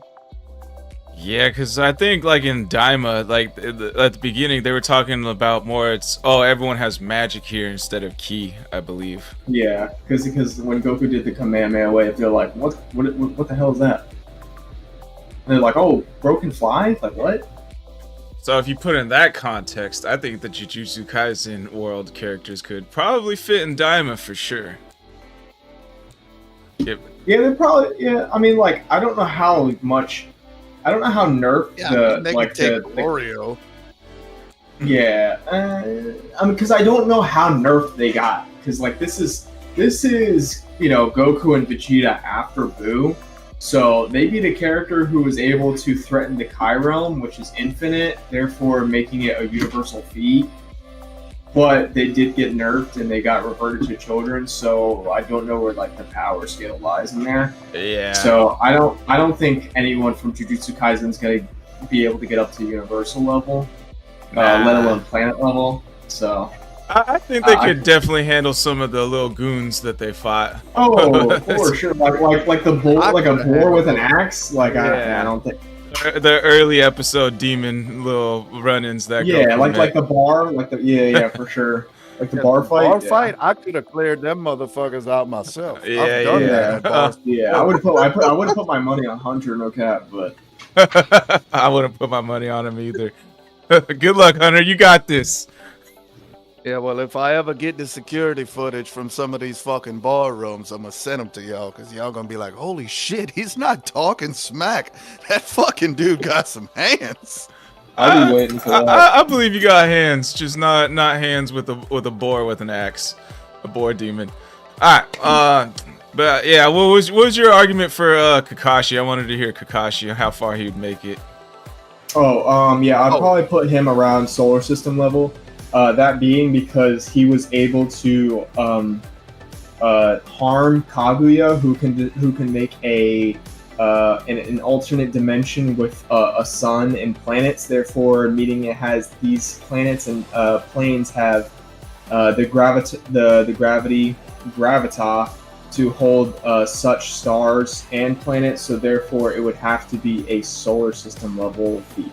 So therefore, Kakashi throwing the Tsukuyomi Shuriken at Kaguya to damage her would mean that he would have to be around that level to even touch her. Damn, what part is this? Actually, not exactly. Which part is what? Which part is the? Well, to be able, I'll let Hunter go and then I'll ask. Okay. To be able to create a whole universe doesn't necessarily mean that no, she didn't create a universe. She created a solar system. The other dimension, right? A whole solar system. So like just because you can create a whole solar system doesn't mean that you can withstand the amount of damage that a solar system can take. Yes, Those you can. Are two different stats. It's quite literally the law of physics. Isaac Newton. If any it was energy you have to output. So if I let's say how do I explain this? Every action creates an equal and opposite reaction. Therefore, if you could destroy something, that obviously means that your body would have to withstand that force to destroy that something. You would also have to take it. So if I punched a hole in the wall, that means that if my hand couldn't take that amount of force, my hand would break, and it wouldn't be able to destroy that part of the wall. So therefore. Yeah, but we're not talking about a physical attack. It is a physical. Yeah, it is a physical attack. But not a Tsukuyomi Shuriken. I forgot what the move's called. It's the Obito one where, huh? Lightning Blade? No, not Lightning Blade. It's when the Kamui Shuriken. Yep. Yeah. Okay. The Kamui Shuriken. Yeah. You have to withstand that force in order to destroy something. Therefore, like, it wouldn't make sense if you were to say when Goku was clashing fists with Beerus that they were about to destroy the infinite macrocosms and multiple of them. If you said that, just because he was doing that doesn't mean that he could take it. That would literally insinuate that if he was clashing fists with Beerus and he was able to output that entire energy, that he wouldn't be able to take it, that he would just be disintegrated right there. It's a equal and opposite reaction. It's quite literally the law of physics. Dimension. Creating a dimension is not a physical thing. That's not like they were physically there. Punch. They were physically touching the ground. They were physically fighting in these dimensions. He's manifesting it out of Gyra. That's actually explained. What's Gyra? It's when you mix Gyra, isn't that like from your book? Yeah. What are you talking about? Chakra. She's manifesting it out of chakra. You combine yin yang chakra and some other fucking chakra to make shit that's not there from your imagination. That's not a physical attack. There's plenty jutsu that do that. She doesn't have to be able to withstand the force of an entire universe to take that. But I'm not saying she's universal level. I'm saying she's solar system level because she created multiple planets within these alternate dimensions that she had created. So therefore, if she wasn't able to withstand that force, she wouldn't be able to create it. Think about it like this: if DMS Kakashi at the time, like if he was solar system level, then why haven't we seen that again in Naruto? Like, we got people that are stronger than him at that time right now in Boruto that still aren't solar system level. No, he got. It's been explained within the data books that yes, he actually did get stronger throughout his time as Hokage. So, and not only the fact, yeah, without being said, much stronger. Jigen, I think it was what his name is. Jigen and Barry and Naruto just as a whole are stronger than Kakashi at that point in time. So not only are they above solar system level, I can't really say because after Barry and Naruto, I kind of fell off the series, so I can't really say where they're at now. But even just saying that, Kakashi at that point in time being able to even hurt Kaguya, he has to be somewhere in that realm of power. Yeah, cause what part was you said the Kaguya was the person that made the solar system, right? Yeah. Yeah. What part was that? Cause like I kind of dropped off when like the Great Ninja War started. It was right after she had Black Zetsu had told everybody about the plan to revive Kaguya during the Fourth Great Ninja War. During the Infinite Tsukuyomi process. Okay, yeah. She created the lava dimension, she created the ice dimension, the sand dimension, and her dimension. And her dimension has 4 planets and a sun. Therefore, it's got like way more gravity, right? Oh yeah, that was the sand dimension. Yeah, that's where Obito died. Spoilers. Okay, that makes sense. Beautiful. Yeah, that's after I saw that's after like whatever I saw. Well, I got another question for Logan. Yeah, what's up? All right, Logan. So, if Kakashi still had the copy ninja ability, do you think he could copy the destruction spear that Beerus can make? Yeah, no, he still has that the copy ninja skill. He didn't lose it. It wasn't necessarily because of the Sharingan. That was just that was just kind of thought why he was able to copy everything.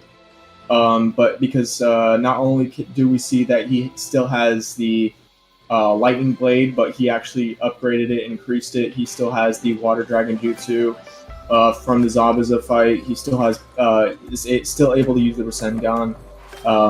But not only that, but he had upgraded all these things. Like for instance, the lightning blade, he made the purple lightning blade, and the super dragon water jutsu he also created.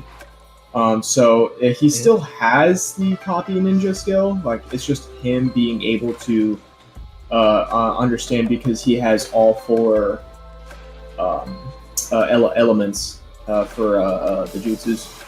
Like he has like I don't know what it was explained at, but he has like all those things, those nature jutsus. He has access to all of them. Yeah, he doesn't have like any he doesn't have any Kekkei Genkai where like he can do like lava or like mist or anything like that. But he has like all the basic elements. And he did for a little bit. Yeah, probably for a little bit. Yeah, it wasn't his Kekkei Genkai, but he had one. yeah, exactly. Yeah. Well, but what was that last part you said, Seven Ninja? If he still had the copycat, what? He'd be able to copy the Hakai. Hakai? Probably not, assuming that the Hakai, the only reason why not, because you can't get to something that works on, like, I would say, like, the Lightning Blade works on, like, a what level? Like, he can't go from, like, atomic level to all of a sudden, like, reality erasure level, if that makes any sense. Kind of like how with Gojo, with his purple, his what's it called? Like where does the purple thing that works on an atomic level to where the Hakai works on like a complete like reality erasure level. Like you can't go from that to that just by copying.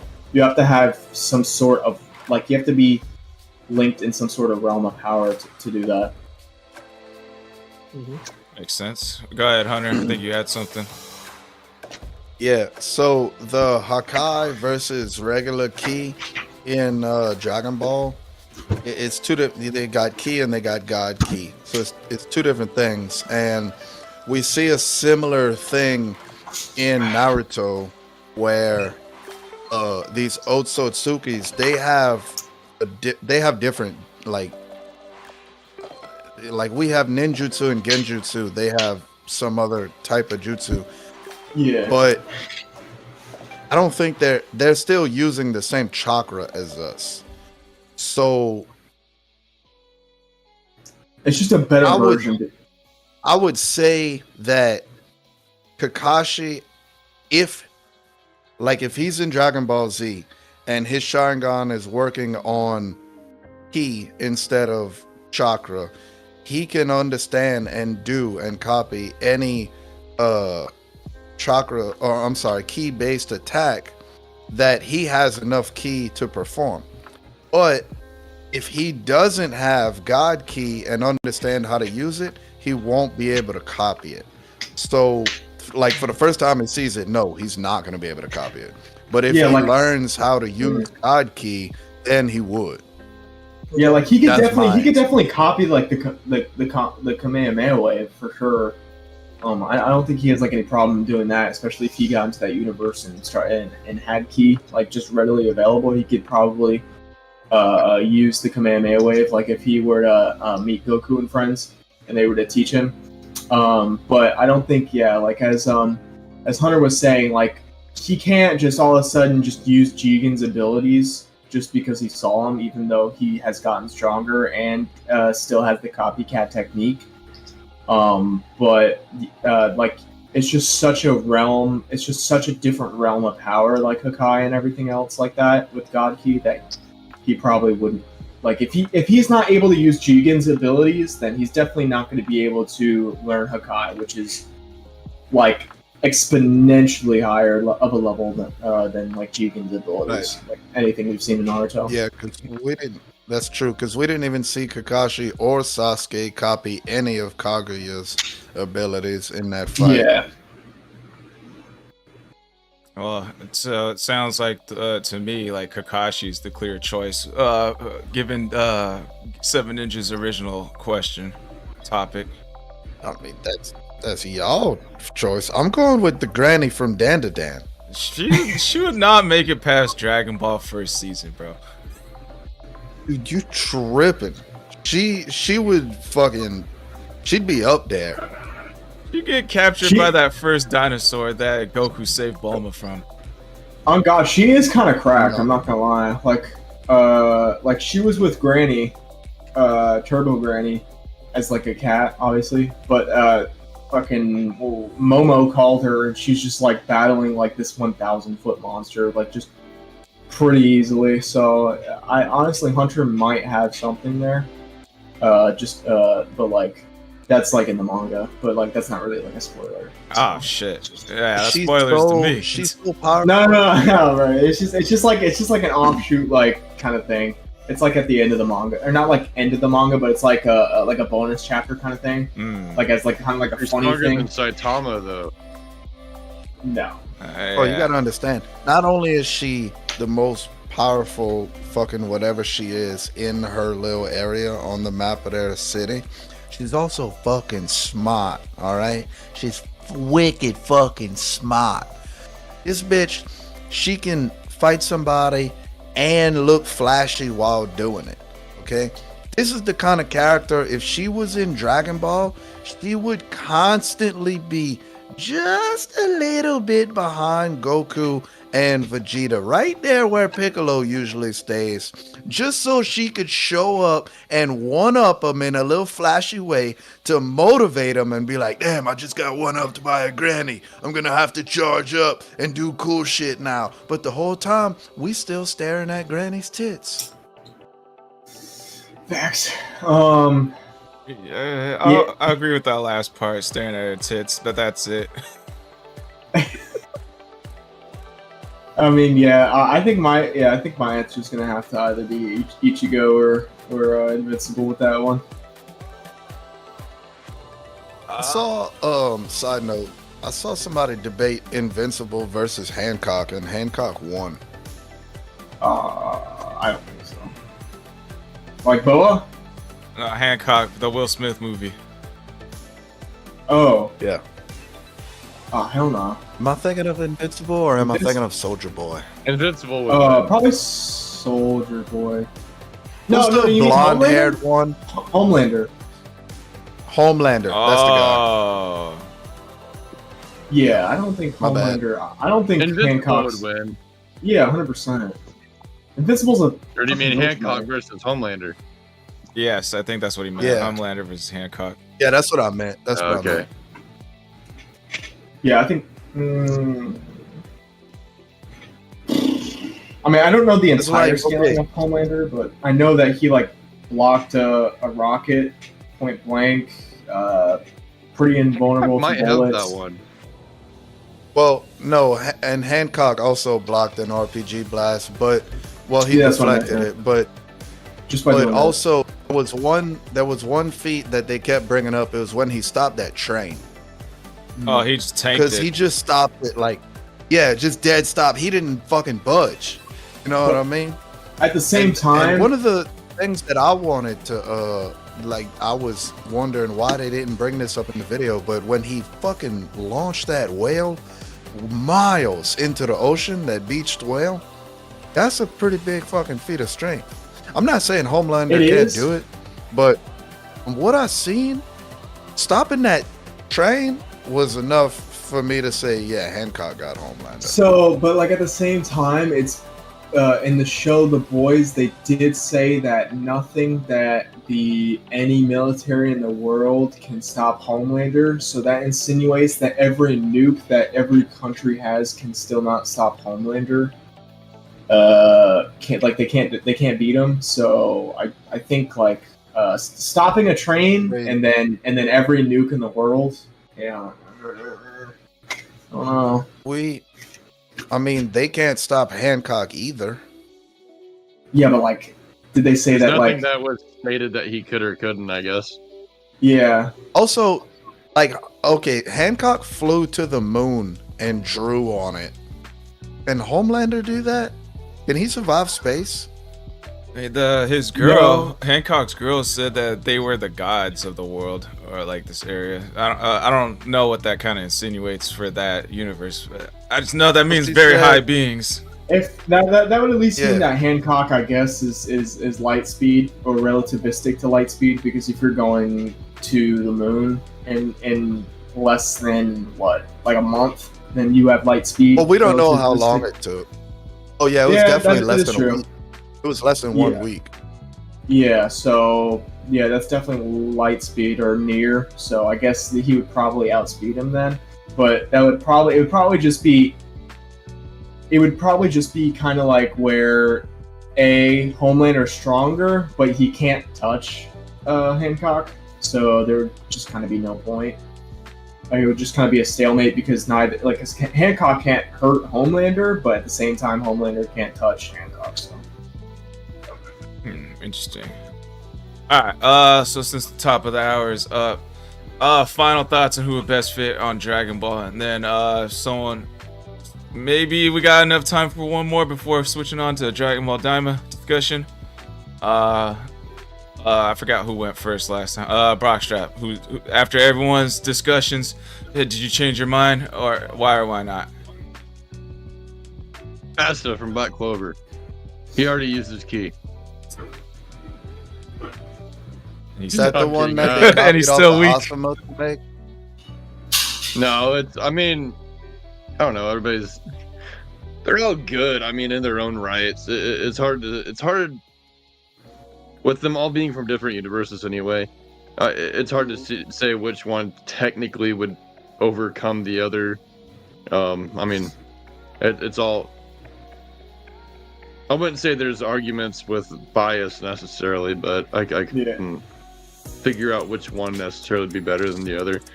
There's a lot of good argument for Kakashi, right? I feel like he's pretty easy pickings. I also feel like Naruto could just talk no jutsu everybody out of fighting ever, always. So like, I mean, No, he ain't talk no jutsu in It's a Kid Buu, Frieza. Yeah, or even No, Cell yeah. probably. Can't talk No, no jutsu free. That's why he's my favorite fucking villain. That dude is evil, and he's evil, and he's evil. That motherfucker has always been evil. He will always be evil. And if he dies and comes back to life, he will be evil again. And then if he dies again and comes back to life, he will be evil again. You forgot to almost say sounds that like he it was already evil. happened. Yeah, this motherfucker saved the universe with evil intent. No one else in any fiction can say that. That's He a good fought point. for the universe just so he could fuck it up more. What's up, Aaron Vendetta? Thanks for the follow. Appreciate it. Hope you're having a great night. We're just doing some DBZ debates. I was gonna say Logan goes next. Oh, wait, did you finish your point, Brockstrap, by any chance? My bad if we cut you off. Oh no, I'm just. There's so many hypotheticals on who and where and what and when and why. I like all. It's I all like just all. hearsay. I like all of them. All right, go They're all ahead, great. Logan. Final thoughts. Did you change your answer? Yeah. Why or why not? Nah, yeah, it's probably still Ichigo or Invincible. I think with their selflessness and their strive to be better, not only as heroes and just protecting, but as characters. I think that these guys would have probably the best chance, especially if they're still training with the Z fighters. I think they would probably have the best fit to surpass or even just to keep the power level and change the story ultimately. All right, Hunter. Final thoughts. Yeah, final thoughts and an answer change. My heart is hurting because I didn't bring this up sooner. But Rock Lee is the best anime character to put in Dragon Ball Z. You mean the guy to say? No, Yeah, I mean, Rock if he Lee. can't learn chakra, he probably I don't know. He's He unable has to chakra, use. he just can't Is mold Ki it. ninjutsu? Oh, well, technically, It's not. if we're It's just if a they're raw- both life force. So if chakra is life force and Ki is life force, and Lee's unable to learn any chakra based ninjutsu, he probably wouldn't be able to learn any Ki based blast or anything like that, or even just know. Ki to upgrade his abilities. My headcanon is chalking that up to Guy Sensei being his sensei. Instead, I mean, look at Tenten never went anywhere, and Neji was a born genius. He was gonna go regardless of who his sensei was. He was getting trained at home. So I feel like if Rock Lee goes in there and goes to the Turtle Hermit School and learns how to use his ki, he's be fucking something serious. Well, we're forgetting something that he would probably get if he went there, which is called a sensu bean. So I mean, he'd probably be fixed Oh up, yeah, able to use ki-based What? attack. So it wouldn't matter anyway. he could open up 7 gates and then open up 7 gates again. That would just be Kaioken, right? At that point, hey. Kaioken. Rock Lee versus Goku. World Tournament, Budokai, fucking, I don't know, 50. All right. Well, I feel like Rock Lee would become Tien, if I'm gonna be real with you. yeah, probably. I think that's where he'd be at. Tien or Yamcha. I'm definitely changing my answer. I do like Ichigo as an answer because Ichigo has every single thing that was introduced in Bleach. Oh, Soul Reapers. He's got Soul Reaper powers. Hollows. Oh, he's got Hollow powers. Quincy's. He's got Quincy powers. Put him in the Dragon Ball world. He's gonna get some Dragon Ball powers to go along with everything he's got so far. So. Spoiler alert to anyone that didn't see 1,000-Year Blood War. Oh shit, my bad. I forgot to announce that part. Yeah. It's too late for the spoiler claimer now. But yeah, that's my answer for Ichigo. He like basically rises to whatever level he needs to be in his show. So I feel like he can do that in Dragon Ball. And he does it like he gets to this power level in like a day. Like, yep. Pretty much every time too. So. Yep, that's true. He unlocked Bankai in 2 days when the insane version of learning Bankai was in 3 days. And he was like, well, his friend was about to die in 2 days, and he was just starting on that day. And he was like, well, we can't do it in 3 days now. We gotta learn it in 2 days. So let's figure it out now. And he got it. It's true. All right, you said you were hating on Gohan. What's up? Let me stop. I'm sticking with Deku, bro. I'm sticking with Deku 100%. A guy that's literally he's dedicated. He's been studying the heroes for years. You take him to the Dragon Ball universe. Not only is he gonna be doing it, training with Goku, he's gonna actually study like the little things that Goku does, and probably even help Goku amplify his own fighting style as well. I could totally see him showing him his weaknesses easily, so they would amplify each other. Besides just like physically fighting, but also mentally fighting as well. I actually think Deku would probably do pretty well there. Yeah, I never saw the show, but fuck Deku's fan base, bro. Them people are fucking weird. I like Deku. Yeah, but my point exactly. I like Deku. There's the guy peeing on camera. Can't see He really anything. is doing that. He really is doing that right now. Oh my god. Y'all hear that stream, huh? Only a massive dong can make a stream like that, homie. You must be a Deku fan, bro. Anyways, let's move on. Segment 3.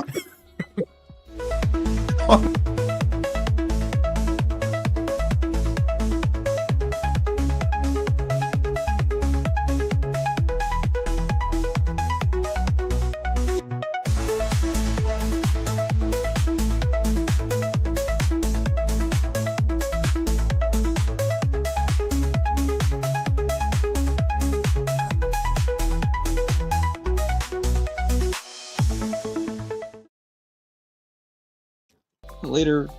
Alright, we are back. So, Hunter dipped during the segment video, guys, for all the viewers out there, because he didn't watch Daima. But the rest of us did. Sad for yeah, we did. Sad for Hunter, bro. I'm not gonna lie. Daima was pretty lit. Honestly, I'm more sad for myself because I got spoiled, bro. I got fucking spoiled. Because dude, after that episode, it was fucking everywhere. I'm talking Even about home from work yet. Yeah, like every single like it doesn't even matter if like if these pages weren't like a Dragon Ball like page, like every anime page was posting about it. Even like Bandai Namco posted about it. Toei posted about it. Fucking Dragon Ball's English voice actor Stephanie Natalie, who voiced Goku in Dragon Ball and Gohan in Dragon Ball Z, posted about it. Oh god, bro. Yeah, it was like so. I was pretty excited about the last episode 18 because Logan hopped on like the Discord and was like, "Dude, this last episode gave me sweats and chills, and it was so amazing." I was sweating. I was sweating and I had goosebumps at the same time. Didn't even know that was physically possible. I was pretty excited about this damn episode. And I was like a couple episodes behind. I didn't even see when like Goku and Majin do first fought yet. And I hop on the Instagram threads. I didn't even see the video, just the caption. Goku turns Super Saiyan 4. Yeah. Dude, spoilers. Bro, all the spoilers. because I've been watching. Legitimately, I've been watching like D&D live plays for like the last 3 days. So I avoided every possible spoiler possible. So when I saw that, dude, I was hyped. I'm talking about Goku going Super Saiyan 4, and he doesn't need blood swaves, and he doesn't need a tail. Whoa, what does that mean for the future of Dragon Ball? Did he actually transform into Super Saiyan 4 though?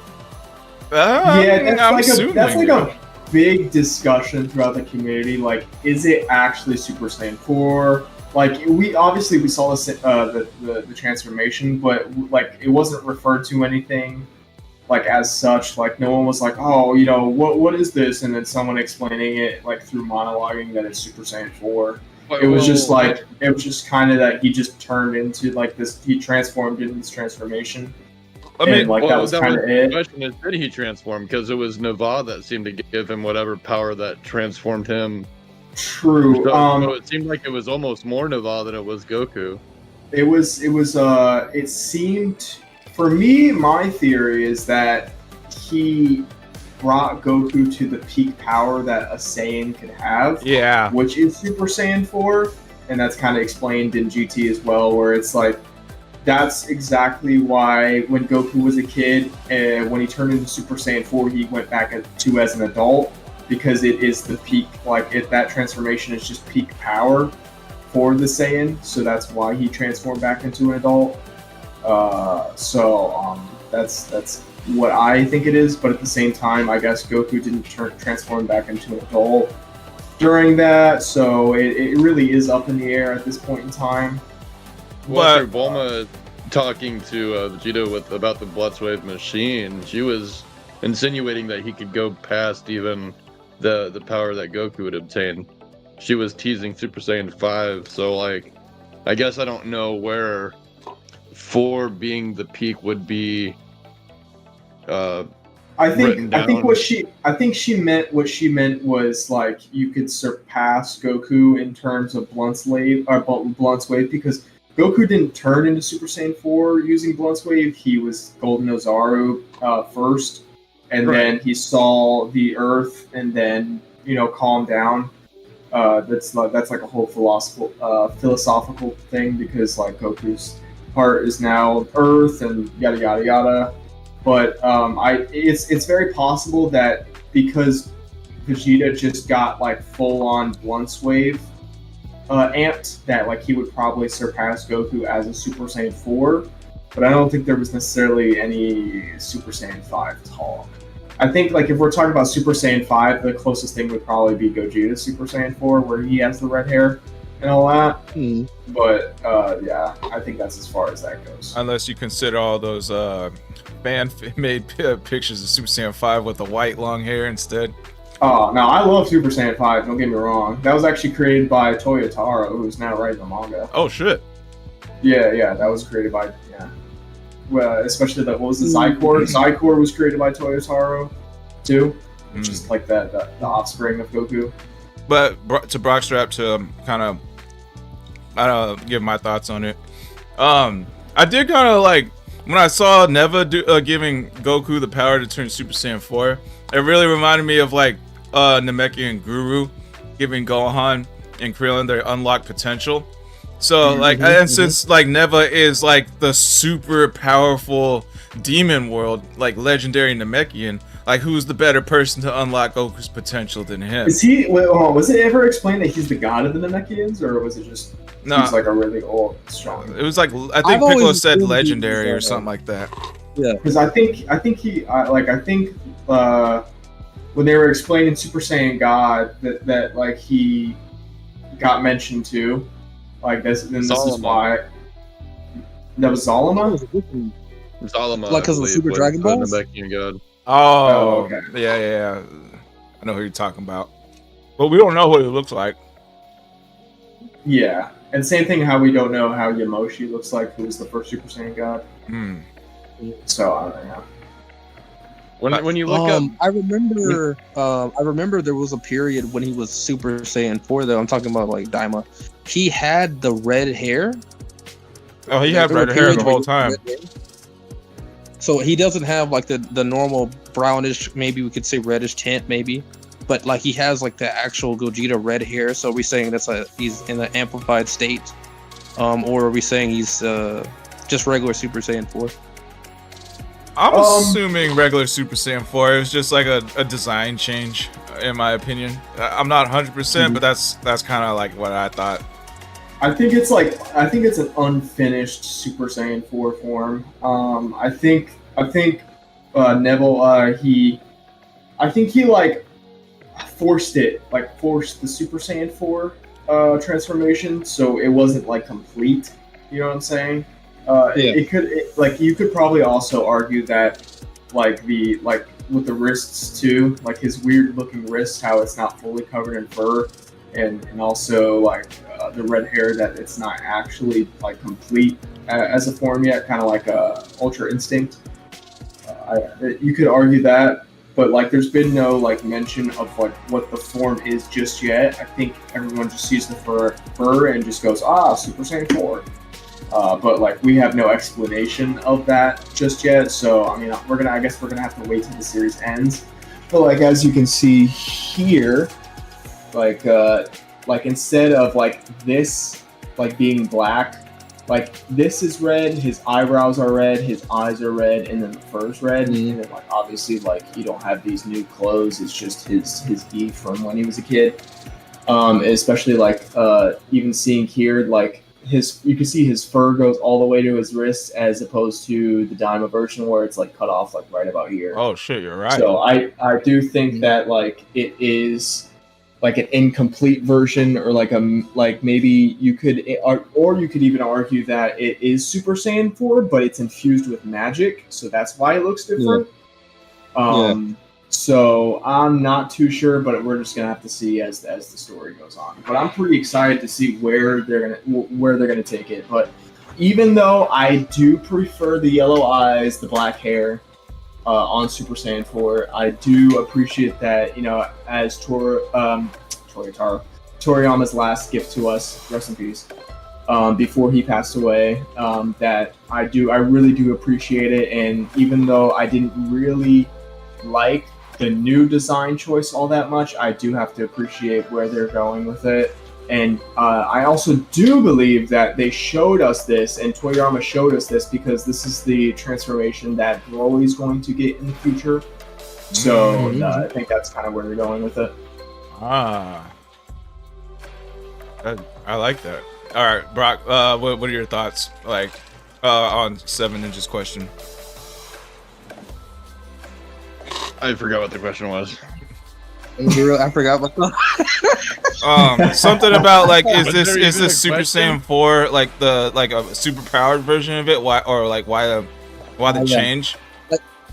Is it like an amplified? Because it's got the red hair like Gogeta when he's Super Saiyan 4. Are we saying this is the amplified state, or are we saying this is just Super Saiyan 4 for this time? If they're going based off of anything that, because they actually, in the Super Dragon Ball Heroes, there's Super Saiyan 4 Goku, Xeno Goku, and Xeno Vegeta both, and they actually get red hair similar to this tone of red, because Gogeta's red was kind of a fiery, bright red, and the red that we see on this Super Saiyan 4 transformation for Goku was the red, burgundy-ish red, closely more related to the Xeno from the Super Dragon Ball Heroes, where it was called like full power Super Saiyan 4 versus like Limit Breaker. the limit breaker. Yep, that's the right terminology. So from, if we're going based off that color theory, similar to what, then yeah, you would think that this is probably a stronger version of that. I don't know what Gogeta's was necessarily, but if it's, when I was looking at the new transformation on Daima, that the color of the hair is immediately what made me think of the Limit Breaker Super Saiyan 4 hair color. So amplified to an extent. If Nava, you know, we don't know the powers of Nava yet, really. Every single time he comes around and does something kind of screwy, you're just like, oh, there's a bit more to him. I was listening to Masako X and his take on it. where Nava seems to be kind of Toriyama almost himself, to where if something doesn't quite go the way he thinks it goes or wants it to go, then he'll intervene and do something crazy. Like at first, you know, it was Vegeta fighting the Tamagami, right? And then you go further again, and then they get stuck, and then he takes away the barriers from the different demon worlds so they can keep progressing. And then the same thing with the Tamagami 1, when they all go to fight Goma, he gives him a little power up there too. Like every little thing that Navad does seems to be to progress whatever he wants to have happen. And anything negative seems to be just an easy fix for him. That's interesting. Yeah. Yeah, I like that. So Navad's God of the Universe confirmed? Potentially. At least the legendary Namekian of the demon world. Or all Nothing Namekians. seems to get in his way. This is true so far. And So even with far? Purunga, like if he was the creator of Purunga, or this new Purunga, right? And then Goma has the tertian eye, but then when Goma tries to go punch Red Purunga, right? Just Yeah. Looks I just off. love that. Oh I my just god. love that. Can we talk about how great Purunga looks after all this time? Oh, Yeah. dude, Red Purunga looks great. Yep. I like the color choice. Red's my favorite Yeah. color. I thought, like, I was kind of like guessing what he was gonna look like before he like he was summoned, and then like when he was summoned, like he just looks like the Namekian Purunga Right. but red. that was surprising to me a little bit. I was kind of Yeah, hoping I to would- see a little bit of difference though. Since is it is right. like Demon World balls. Yeah, and it's really cool because it's like I swear, like every time Shenron has gotten threatened, except for the movies, like he's kind of been a little bit of a pussy. But like this Red Purunga, like, you know, he got threatened and he just fucking like, get out of here, Goma. Like he just like straight up, like he wasn't threatened at all. I think that was also really nice and as a really nice change. It's like, you know, like you know, we've seen like Purunga, or not Purunga, Shenron, and then he gets destroyed by Demon King Piccolo, and then Shenron comes, and then, you know, it gets threatened by whoever else, and then he shit his pants against Beerus. And that's understandable, but still, like, just in the, you know, the context. And then, like, all of a sudden, you know, okay, then we have Red Purunga, and then he gets threatened by, you know, the King of the Demon Realm, and then just flicks him away. I thought that was really nice. Just a nice change of pace. I mean, I'm not hating on the design choice, because like when I really think about it, it's been a long time since we've seen Purunga. You know, it's always Shenron, and then now we've seen the Super Namekian Shenron, that golden dragon guy. Forgot his name, but then I actually forgot about Purunga, and like so it's kind of nice to see him, but red, in my opinion. Go ahead, Brian. Yeah, it's been like 30 years. I freaking love Do and Ku so much. I love them. At first I'm like, Yeah. and then just, as it's been going on, Ku there with the support, and then Do there with like just the fighting, like, and when Do freaking went Super Saiyan 3, dude, Yeah. I lost my Yeah. shit. Yeah, That was so I was fucking laughing. funny. That was so funny. This episode did such a good job. It started off really slow with the Goku and the Do fight. I'm like, this is a little choppy, and then it got more and more. Well, no, I'm sorry, that was before Goma. I'm an episode back. Even then, all right. So we're in the middle. 2 episodes kind of tied together, right? The preface to the Goma fight, and then the Goma fight, and then everything else proceeding. So like. It started off slow, then it's like, oh cool, everybody's kind of like fighting the big bad finally. Like this whole entire series, there's been no threat. We didn't know what the ending threat was. Some thought maybe Degesu, maybe some thought, you know. I And hope it then isn't Goma Goma. right, and then Goma got I don't out of the think it's going to tertian eye, and then so now Goma's the big bad that everybody is fighting. But I kind of forgot where I was going here. But yeah, just to see everybody go in, and then the do and coup part was just great. Like, it's just really good. It's an episode, a couple episodes that have like the awe and shock, like, whoa, the graphics are cool. The music's kind of better than it has been the rest of the series so far. You're watching, you're like, oh, kind of juking with them. You're laughing, right? Like that they throw in little jokes, just pepper in the jokes as the action is going on. And you're like it's not meant to be funny, but it is kind of like just because of the situation. I think it's meant to be funny. Yeah, when it's really lighthearted. I just when you went Super Saiyan 3, and geez, and that action sequence of Goma, like and everybody else, like even before like Goku goes Super Saiyan 3, like that action sequence, like, dude, I cannot remember the last time Dragon Ball's ever looked that good. Like like I think the animators just did so great, you know, during that fight, and then like at the end of the episode, you see Super Saiyan 3 Goku, and then at the beginning of the next episode, you know, he punches Goma in the stomach, which is actually a callback to Fusion. About that flash step? Oh, right? God, like so Goku's going at him, and all of a sudden like disappears and boom, right in your face. He's like really slow, and you're like, and then boom, and you're like, oh shit. Yeah, that was sick. That was beautiful. But it was also it was a callback to Fusion Reborn, where Goku goes Super Saiyan 3 against Fat Boo, and then punches him in the stomach. So that was really cool. Janemba? Yeah, Fat Janemba, yeah. One funny part to me, I don't know if you guys remember this part, but when Goma first got the tertiary eye, and like he ordered that girl to put it in his forehead, and like she just like tries to stick it in, and it keeps popping out, and then like she kept going over and over and over. Like I watched it back, counted it. She pushed it back in like 7 times. It's like, oh my god, can we talk about when, what's his name? God, who's the little fat chubby guy who gave the belt away? Oh, Hibis? Yeah, Hibis. Oh my god, but when he gave that belt away, I was like, you fucking idiot. And then he got Hibis keep pissing me off. Like, it doesn't matter.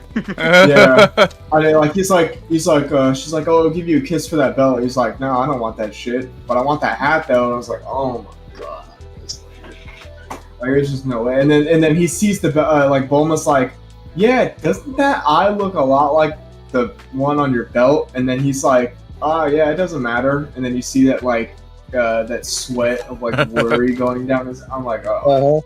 I was like, dude, someone needs to beat some sense in the Hibis. Dude, so what do you guys called it? I think it was 7 Ninja that called it that eye on his belt was the third eye that Goma was looking for. That was me. I accept that praise. Yes, that was me. Like, dude, I want to talk about like Goma for a second. I don't want him to be the final big bad, honestly. I feel like they're trying to show us that. I feel like Aransu is trying to show us that she's going to be the big bad. I don't think she's going to succeed there. I really don't. I wanted it to be Dagesu. I mean, everything that we've seen from the start of Daima till now has been the work of Dagesu. I want to see him come back in some way. It's interesting because I think there's like 7 or 8 episodes left. I think it's a 25 episode series. So considering we're only on 18 at this moment in time, I don't even think Goma's the final big bad. I thought it was confirmed to be 20. I'm pretty sure. Is it 20? At the end of February. I thought it was 24. Oh, let's see. Is it? You said end of February, so that's February 28th, and it's 16th. So we have 2 up. Yeah, I guess so. So if it is a 25 episode series, then Goma isn't. But if it's going to be ending on the 28th, then I guess Goma is the big bad. Well, here's the idea. You don't think I didn't hear anything you said. 20, 24, like 25, you don't think they're going to push the fight out maybe like, you know, go back to like the good old Frieza Dragon Ball Saiyan Saga days where it goes out like maybe 3 or 5 episodes for a single fight? Nah. I think like what happened at the end of this last episode? Those days are over. I wish. Those days are over. Yeah, for sure. But what is it? The next episode's called Betrayal. So they're Well, like obviously, like I think Glorio just turned everybody back into adults. Like I don't think he made the Iron Sue wish that she wanted. I think they're gonna all turn back into adults, and then Goku's gonna beat Goma, and then probably episode 20, if that is the last episode, then they're just probably all gonna go back and celebrate back on Earth. Yeah,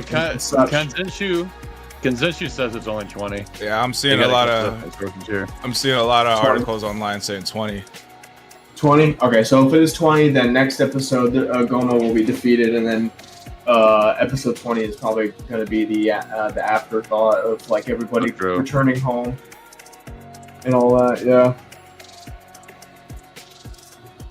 Yeah, because it does feel like it's kind of like the climax right now.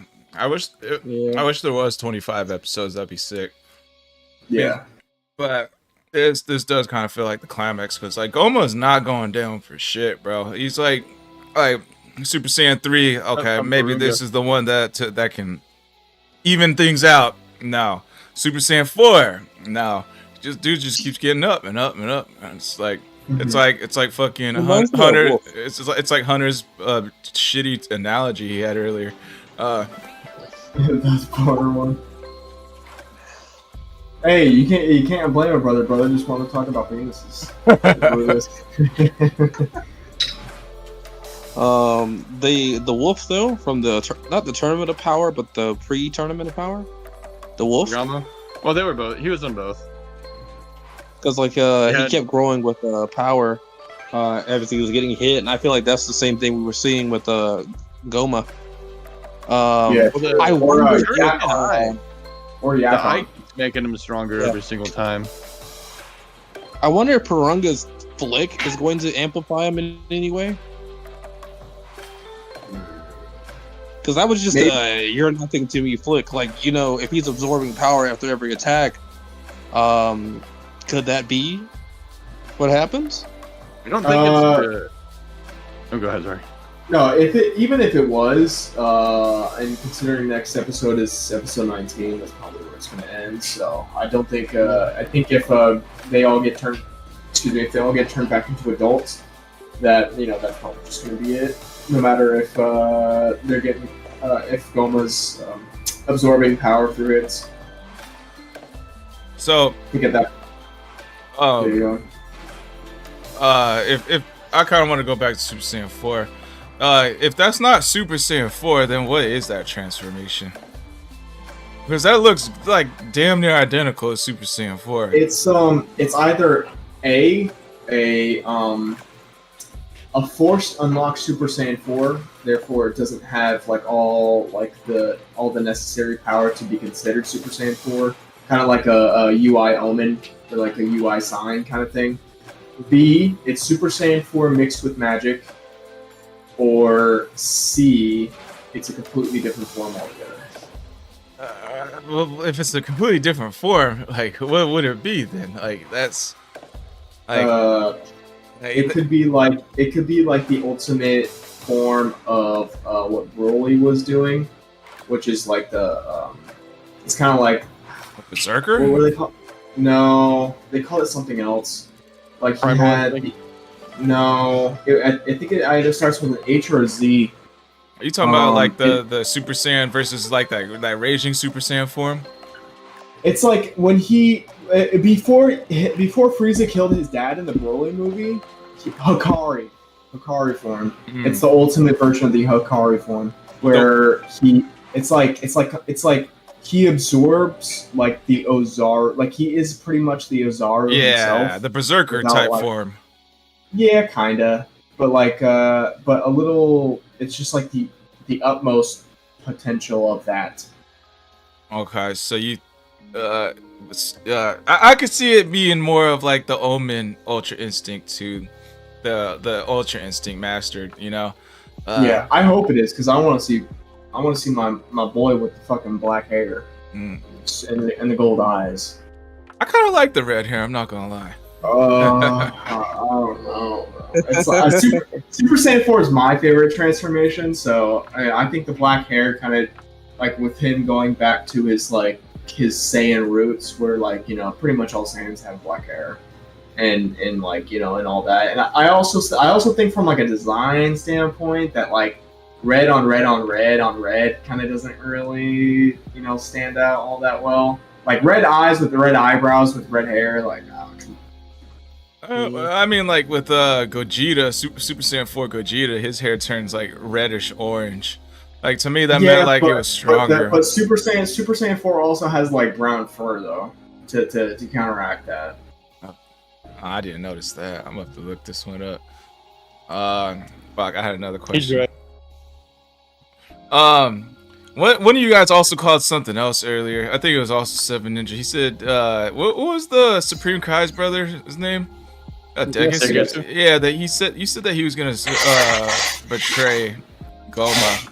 I actually kind of didn't see it coming. Like it like the way it was portrayed was kind of quick too. It's like there's not much that led up to it. I kind of wanted a little bit more in that little episode where he actually did portray. I don't know if you guys feel the same as I do, but it just felt like all of a sudden he's betraying Goma. I want to become the Supreme King. Like the only kind of indication we had of that was when Goma ordered Degasu to turn off Warp Sama, and as he was turning off Warp Sama, he was like, "Why am I doing this?" Like that was the only time that I saw like some sort of indication that they're not on the same page. I think it was just a matter of time. All that. I mean, like I said before, like we see Degesu, he plans everything out, he does everything. The whole reason everything happened is because of Degesu.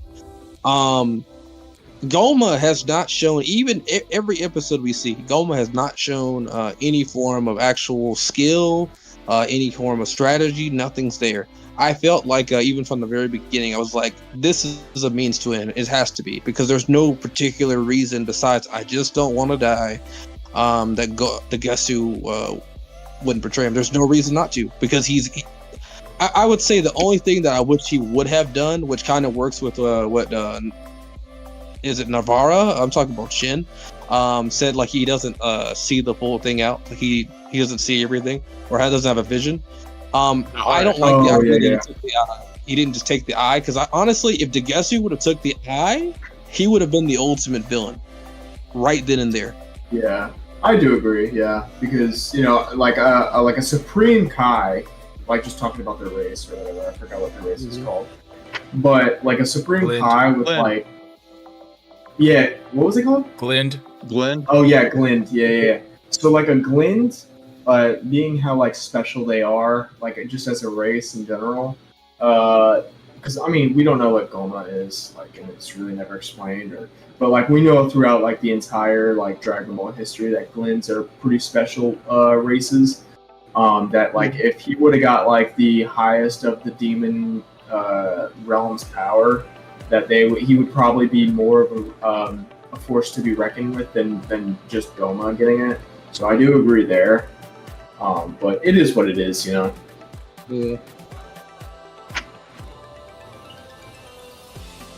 Let's see. I'm trying to think of something else. Oh, the Ginyu Squad. The Great Value Ginyu Squad. Trash Squad?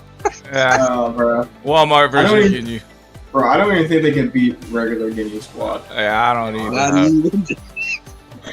Yeah. I'm so glad they were using guns and stuff too. Like Jamandari Squad, Jamandari Forest, Jamandar, something like that. I don't know. I'm so glad Vegeta just like whooped them, tossed to the side, like no problem whatsoever. It's like I was like at first there was like a build up to them. I was like, no, please don't be another Ginyu Squad. And then as soon as they're introduced, like they were fighting, Vegeta's just like, man, get out of here, quick, simple to the point. And then he's like, "Oh, I'm gonna use this fireball ability," and then burns his hand, and then they get caught. Yeah. And then the bigger guy was like, "Ah, here, Goku, here's some chips." Like they're pretty chill. And that. Oh, go ahead, Seven Ninja. I enjoyed the war before that.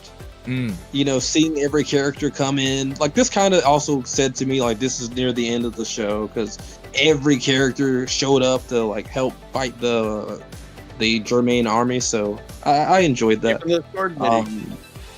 Yeah, like that was to me that was if Goma would have not gained the eye and they would have just fought that and that was like the last final battle, it wouldn't have been anticlimactic to me. I think it would have been pretty good, but you know, we were here to see a super fight as well. But I would have been okay with that being the ending because it kind of reminded me of Dragon Quest. Okay. So that's how I feel about that. Go ahead. Well, I kind of like the aspect of like they're kind of throwing our expectations for a loop, you know, like when they first introduced this knockoff Ginyu squad, like I was thinking, oh shit, like they're gonna be strong to our main Z fighters, and then they were just thrown to the side. Like I think one of us thought like Goma was gonna be like the Pilaf of this little series. And turns out he's like actually the main antagonist. Like he actually showed us all up. He actually is a threat, you know. He's going toe to toe and even higher than Super Saiyan 4 Goku right now. So I do like how. Oh, go ahead, Brock. When they were scared about hearing that the Z fighters took out the Tamagamis, like that's when I knew that they weren't going to be an issue. Yeah. Mm-hmm. Yeah, I was about to say what Brock did. Yeah, and when they were like, oh, they beat Boo and the Tamagamis, they're like, oh no, that's fake. I was like, they had to live in disbelief that it could happen for their reality to not be broken. Yeah, that's a fair point. That is true. But then once they turn to kids, it's like, how nerfed did they get? Are they still strong enough to go toe to toe with Boo? Right, but I mean, they were kids when they fought the Tamagami and won, though. Yes, that's true. That's true. How are we scaling the Majin Doos and Deku's like versus the Majin Buu from the main series? You think he's like Majin Doo is stronger or weaker than the main Majin Buu? Yeah, they're weaker. That's tough, actually. I think they're weaker. Just seeing how Goku as a kid was doing against I can't remember which is which. Do? Yeah, Do. So big one. Yeah, so considering how Goku did well against Do, just as like a kid, and obviously every time any of the friends, like we know that Goku is inferior as a kid as opposed to as if he was adult, like for sure, like in the realms of power. So just seeing how Goku as a kid did against Do, as opposed to Kid Buu, who Goku was super serious.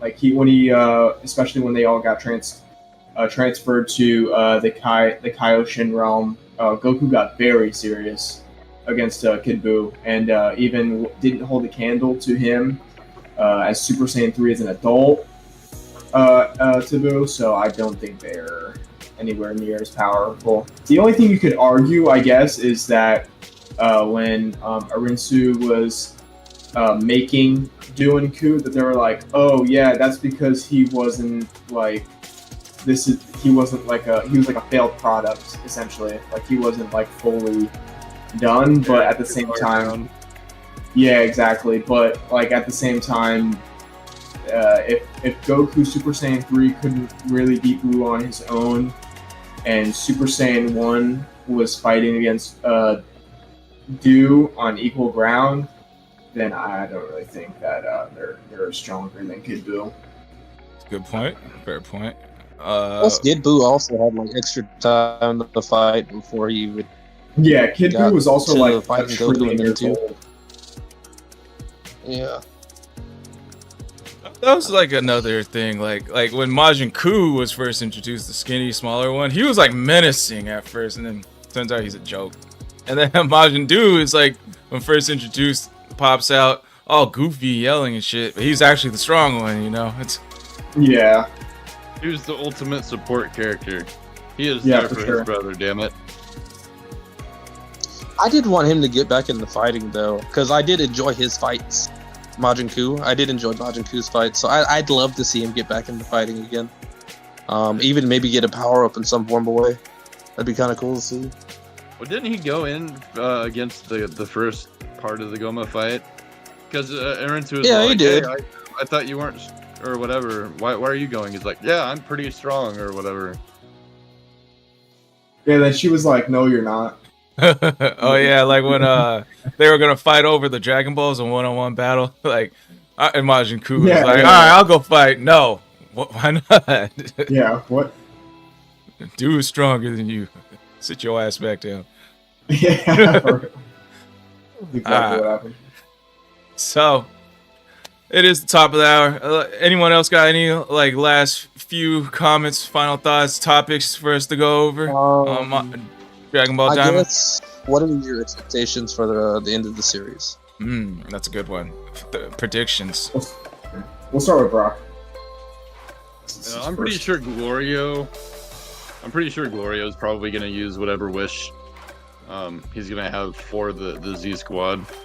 I wouldn't be surprised if next episode he wishes for the kids to turn back to adults again, and maybe he gets offed somehow for betraying, because the episode's name is Betrayal, I think. So I wouldn't be surprised if he betrays Erinsu, right? Wishes for everybody to be stronger. That's how they beat Goma, was everybody's now the adult again. Maybe Goku, even as an adult, gets the Super Saiyan 4 transformation again or something. I don't know. I expect it to go pretty quick. And if we're expecting an ending anything like that of Super, like Super's ending was only just maybe the last 10 minutes of the very, very last episode. So if we get something similar to that, then it's probably going to be pretty action-packed most of next episode, and then maybe winding down on episode 20 for them to go home again.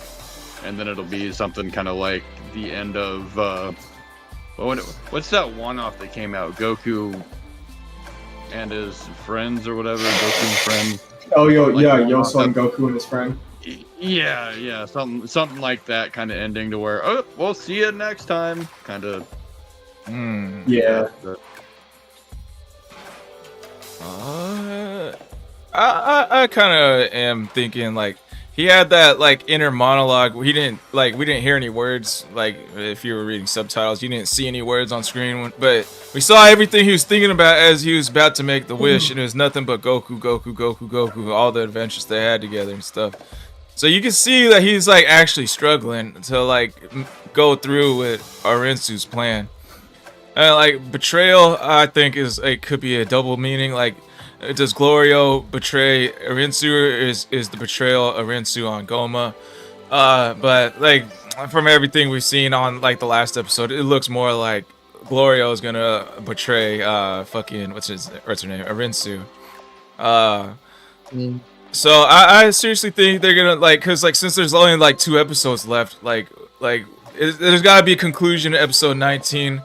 I can't really see like them not getting turned back into humans or to adults, and then in episode 20 there's like a big time gap where they do actually go into their own world and wait for the Dragon Balls, and then like get transformed back into adults, you know. I feel like it'd have to be in 19 and 20 is like a full-fledged conclusion of like the peace and everything. You wanna go? Oh, you can go, Seven. I think what we might end up seeing is Glorio's gonna wish the eye away. I think I could totally see, because out of everything, I think even Goku kind of realized it a couple times. The eye is the key important thing there. I could actually see, looking at how Daima has been, how comedy it's been, I can actually see them going the route of saying, let's just take the eye away. Once the eye is gone, let's see what happens. And I think Goma will just deflate like a balloon. I'm down for that. All right, so what I think is going to happen, obviously, yeah, we do know that next episode is called Betrayal. I do think they're going to be turned back into adults, seeing that the wish with the Namekian language is pretty much exactly the same as it was in the beginning of the series, with one word changed, and that is the last word. So I just think that they're going to be turned back into adults. I don't think that the fight is going to end until early of the 20th episode, or maybe even a little towards the middle. And as Brock was saying, that I think they're going to be like, there's going to be like a huge feast with everyone. They're going to be like, see you again. But before that, I think order is going to be restored to the demon realm. I think they're going to figure out who the new king is. Whether that be, actually, you know, I think it's going to be Hybis. I think Hybis is going to be the new king. I'm going to throw that out there. But yeah, so Hybis is going to be new king, and then Pansy, you know, Pansy's probably going to be high ranking, and so is Glorio if they don't kill him next episode, obviously. And then I think all of episode 19 is just going to be straight action. And then 20, a little bit into the episode, okay, fight's over. Okay, restore order. We're gonna go back home. Have a big feast. Okay, see you again till we see you again. And then we don't see another episode of Dragon Ball for another 8 years. Yeah, that's what I think is gonna happen. I think the last question I have is like, has it been confirmed how many wishes there are that the Red Purunga has? Only I think just one. There was one. Just one? Yeah. Okay. But it could be like anything. He asked, "What is your wish?" So, assuming wish being singular would only be one. I changed my mind. I think Ultimate Gohan's just gonna swoop in from out of nowhere and like tackle everybody. Oh, you know what'd be really funny? Like at the end of episode 20, like Gohan just pops up. He's like, "Where did everybody go?" I can see it happening, dude. Oh, it's gonna annoy the piss out of me. I do like to give Piccolo some love for once. Like, oh yeah, no, for sure. I was kind of hoping he'd have a main fight. You know, both Goku and Vegeta had a main fight. I was kind of hoping to see him have one. That's true, but maybe he'll fight too. It is pre superhero Piccolo. So like he doesn't have like any orange I mean, they don't have the God Key either, but he's yeah, speaking of, what if it's not Goku that defeats Goma, but it's Piccolo fuses with Neva, and then that's how like they explain like Orange Piccolo like later on. I mean, like Orange Piccolo actually beats Goma. I like that idea. Yeah. Wasn't Orange Piccolo that little extra something that Shenron gave him after that wish? Yeah, but like that wouldn't make sense as like that would like how would like the extent of Dende's power, who's only like probably not as strong as Kami, or probably maybe just a little stronger than Kami, was able to give him. And in Sparking Zero, like the new in Sparking Zero, the new Piccolo, like they added a DLC of Dragon Ball Superhero Piccolo, where he has his base Piccolo form, new Piccolo base, superhero base Piccolo form. Then they have Awakened Piccolo, like unlocked by Shenron, and then like you can transform to Orange Piccolo beyond the Awakened Piccolo. So I think like the unlock potential is like the Shenron version, and then he's got even something higher within him that was awakened, which is Orange Piccolo. Yeah. Didn't they not have Divine Key? Because he's part of that. He's on the tier of the. Yeah, he's on that hierarchy, and that's why he was so scared of Supreme Kai at the beginning of that tournament when Goku came back. It was more of like a respect thing, because honestly, I think Piccolo probably could have fought Shin on equal grounds at that point in time, but I think it was more or less a respect thing. But they did make like Piccolo scared for some reason. Shin brought back that shit-eating grin when he was confronting Degasu, and I was happy for it. I'm like, there's that little grin, like you evil little effer. Shitty grin. What shitty grin? Here, let me look it up. Piccolo Daima grin. Put it up in chat. Alright. Wait, before we end, do we think that they're gonna do that fusion with the bugs? Oh yeah, I forgot about that. Vegeta has been down for a while. I think he's gonna find the bag because it fell out of Goku's pocket. He's gonna find the bag. It's like Kakaroto, let's fuse, and then like they're gonna fuse, and then we're gonna see Super Saiyan 4 happen again, and Vegeta's gonna get a taste of it somehow. I swear, if they do like Super Saiyan 4 and it's a new fusion, it'll just be like, oh. Like if I don't see Super Saiyan 4 Vegito, which would be really cool because we haven't seen it before, or if they don't bring back my King Super Saiyan 4 Gogeta, I'm for real be pissed. I feel like it should be different because of the bugs, though. It should, but like at the same time, it's like, why the fuck are we giving Super Saiyan 4 to a new fusion? It's like, Remember what I said way back before 12 came out and Vegeta went Super Saiyan 3? And I was talking about, since they're just handing out like individual roads now in Super of people getting different transformations. yeah. How I said I wanted one exclusively to the Demon World. True. I'm thinking this 4 might be exclusive to the Demon World. I'm Demon World. hoping. And that could play into like how Super Saiyan 4 can only be acquired by magic.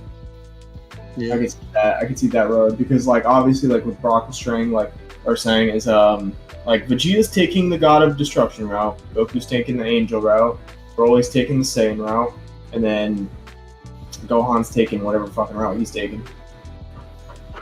So it could possibly be His own route. Yeah, his own route. So I'm really excited to see where the series goes from here, but I'm kind of chomping at the bit to find out what happens. Yeah, I'm sad it's ending. Can't wait for the new Super coming out, the new mangas, and all that good stuff. Yeah, right. And in 10 years, I'll be like 35. Right. Well, we should end it here, unless anyone else got anything to say. Who do we think looks better in Super Saiyan 3, Vegeta or Goku? I kind of like the original Super Saiyan 3 better, but like they didn't give him a tail. They made his Super Saiyan 3 to kind of like look more like Toriyama's original Super Saiyan 3 design, but his original Super Saiyan 3 had like a golden tail to go with his Super Saiyan 3, but so they kept the hair but got rid of the tail. Yeah. To be fair, I do think Goku's better. I don't know. I think Vegeta had the better aura. I think Vegeta's aura when he had 3 was a lot better than Goku's, so I'm gonna have to give it to Vegeta this time. That's fair. Vegeta definitely had Goku's to look at and perfect, where Goku's was more of an immediate. Vegeta saw the faults, because I don't know what the hair, like what the ratio of hair to strength is. Vegeta didn't seem to lack any strength, right? So like maybe he found the right ratio of power consumption to power up. I'd say they both look like shit. I'm a Super Saiyan 2 supremacist. I said it in my reaction, but Super Saiyan 3 has grown on me so much. I'm not gonna lie. I used to hate it as a kid, but oh my god, do I love it now. That's a I'm funny... glad to see it getting more use. Oh yeah, that's true. Yeah. They don't have god forms in this show, so they gotta use something higher than Super Saiyan. Yeah. But you know though, Goku's Super Saiyan 3 looks a lot different than Vegeta's. Yes. Could be because like Vegeta's the prince of all Saiyans, Goku's a low-class warrior, so that could be why. Kind of same thing why like Vegeta's Super Saiyan 4 looks a lot different than Goku's. Just talking about GT, not even Dynamo. Just like that aspect of it, but that could possibly be why. Fair point. He's wearing jeans. Exactly, strong genes. Oh, that's hilarious though. The hair to strength ratio. The more hair, the stronger they are.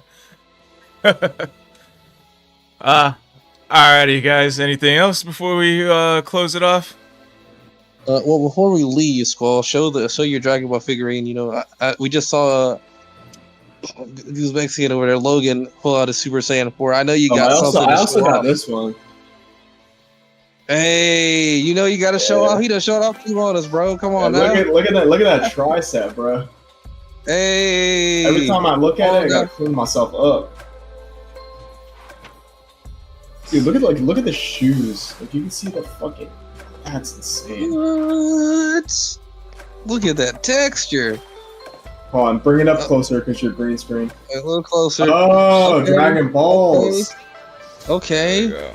Okay, Come on. they're definitely the Earth Balls. Ah, come on. Come on, camera. That's crazy. You're getting hugged.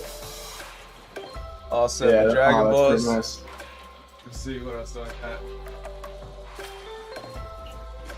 I had I the also little figurine this from the Dragon Ball Z Fighters. Oh, the blue one?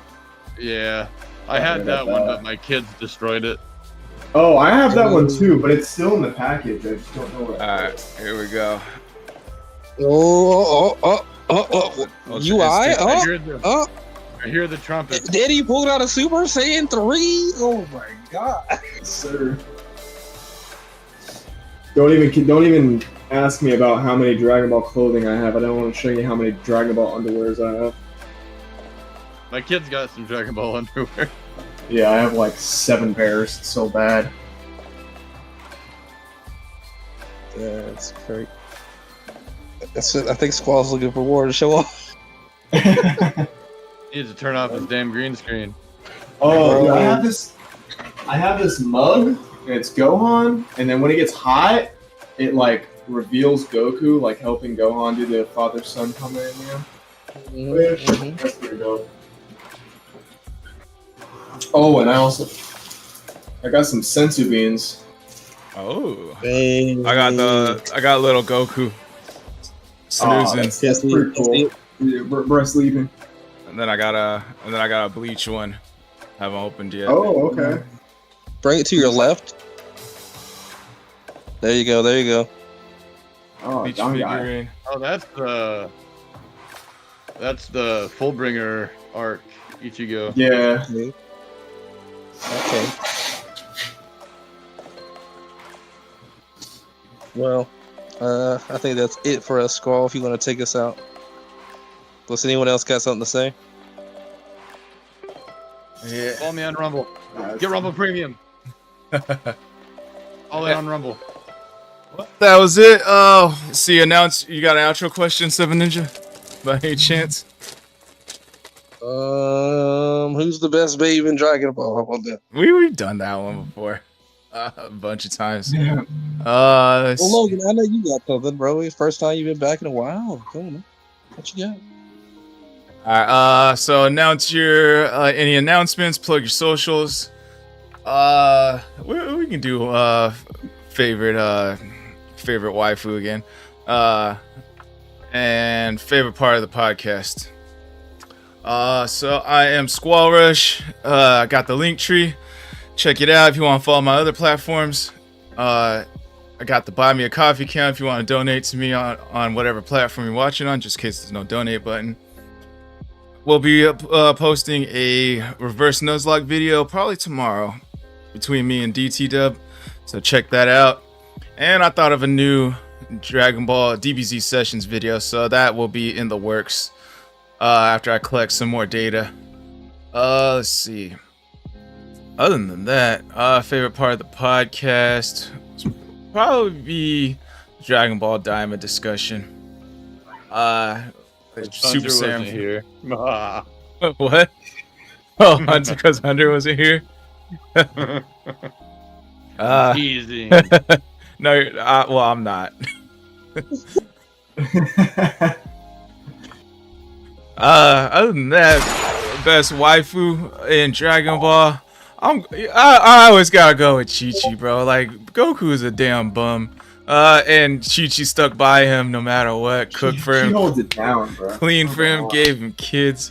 Like, she's begged him, like, got so mad at him for not making any money, made him get a license, didn't even get a license, and she's still around. Like, that's the true best babe right there. Let's see, from my point of view, 7 Ninja, Logan, then Brockstrap. Okay. Guys, you can remember you can find me at Game Jolt MeWe Rumble at 7ninja7. I do have a coffee account, not the one Squall has, it's KO-FI. If you want to check out that, want to subscribe or donate there, check it out. Regardless, the part of the podcast that I really enjoyed, again, it's the Dynamite part. It was the Dynamite part. The penis erection analogy was some of the dumbest things I've ever heard in my life.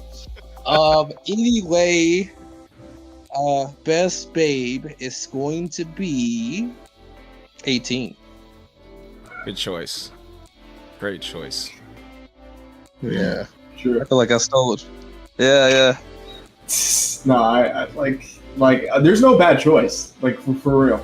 Unless you said Pan, then we got some fucking problems. But how's it going, guys? My name's Logan. You can find me over on GUZ Xmen_Florida. Looks kind of like that. If you can see that. Follow me on YouTube, Instagram with the same name, Twitter with the same name. I'll be posting a lot of different content. Sometimes base tutorial videos, sometimes reaction videos, sometimes some gaming videos with solo and/or my friends. Just whatever I really feel like. I kind of just throw shit at the wall and hope it sticks. So you know how it is. For my favorite waifu, honestly, as a wife in general, Goku died for 7 years and Chi-Chi's still loyal. So what other kind of woman is really better? But at the same time, I do prefer Videl with the short hair. You know what I'm saying? So that shit makes me go crazy. But yeah, Chi-Chi.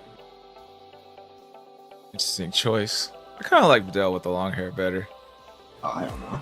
Girls with short hair. I know you're very bad. That shit makes me go crazy. All right, Brockstrap. Rockstrap 55, anywhere you can find me, typically Rumble, YouTube, sometimes Twitch. And Facebook. I do just a lot of, and Facebook now. I do a lot of Pokemon content and stuff. Me and Squall do stuff on Thursday for a Soul Link challenge. It's pretty tough, pretty fun. I'm surprised he's dealt with me for as long as he has, for all the grief I give him. Yep, we're uploading. We're doing that live on his channel, and then I'm doing uploads of our Hoenn run. So make sure to go check those out. But yeah, I'm gonna go with the Raza. Gohan should have went with her, not Videl. Raza? Raza. I put her over in the chat. The blonde-haired friend that was in the high school. Oh, Eraser. Oh, hell no, bro. Hell no. She's not He bad. missed out. I like her. He missed out. She was cool. Bruh. Oh, I also forgot to say my favorite part of the podcast. My favorite. Honestly, I honestly enjoyed this entire podcast. It's been a while since I been back, so I enjoyed it. Pretty much every discussion we had.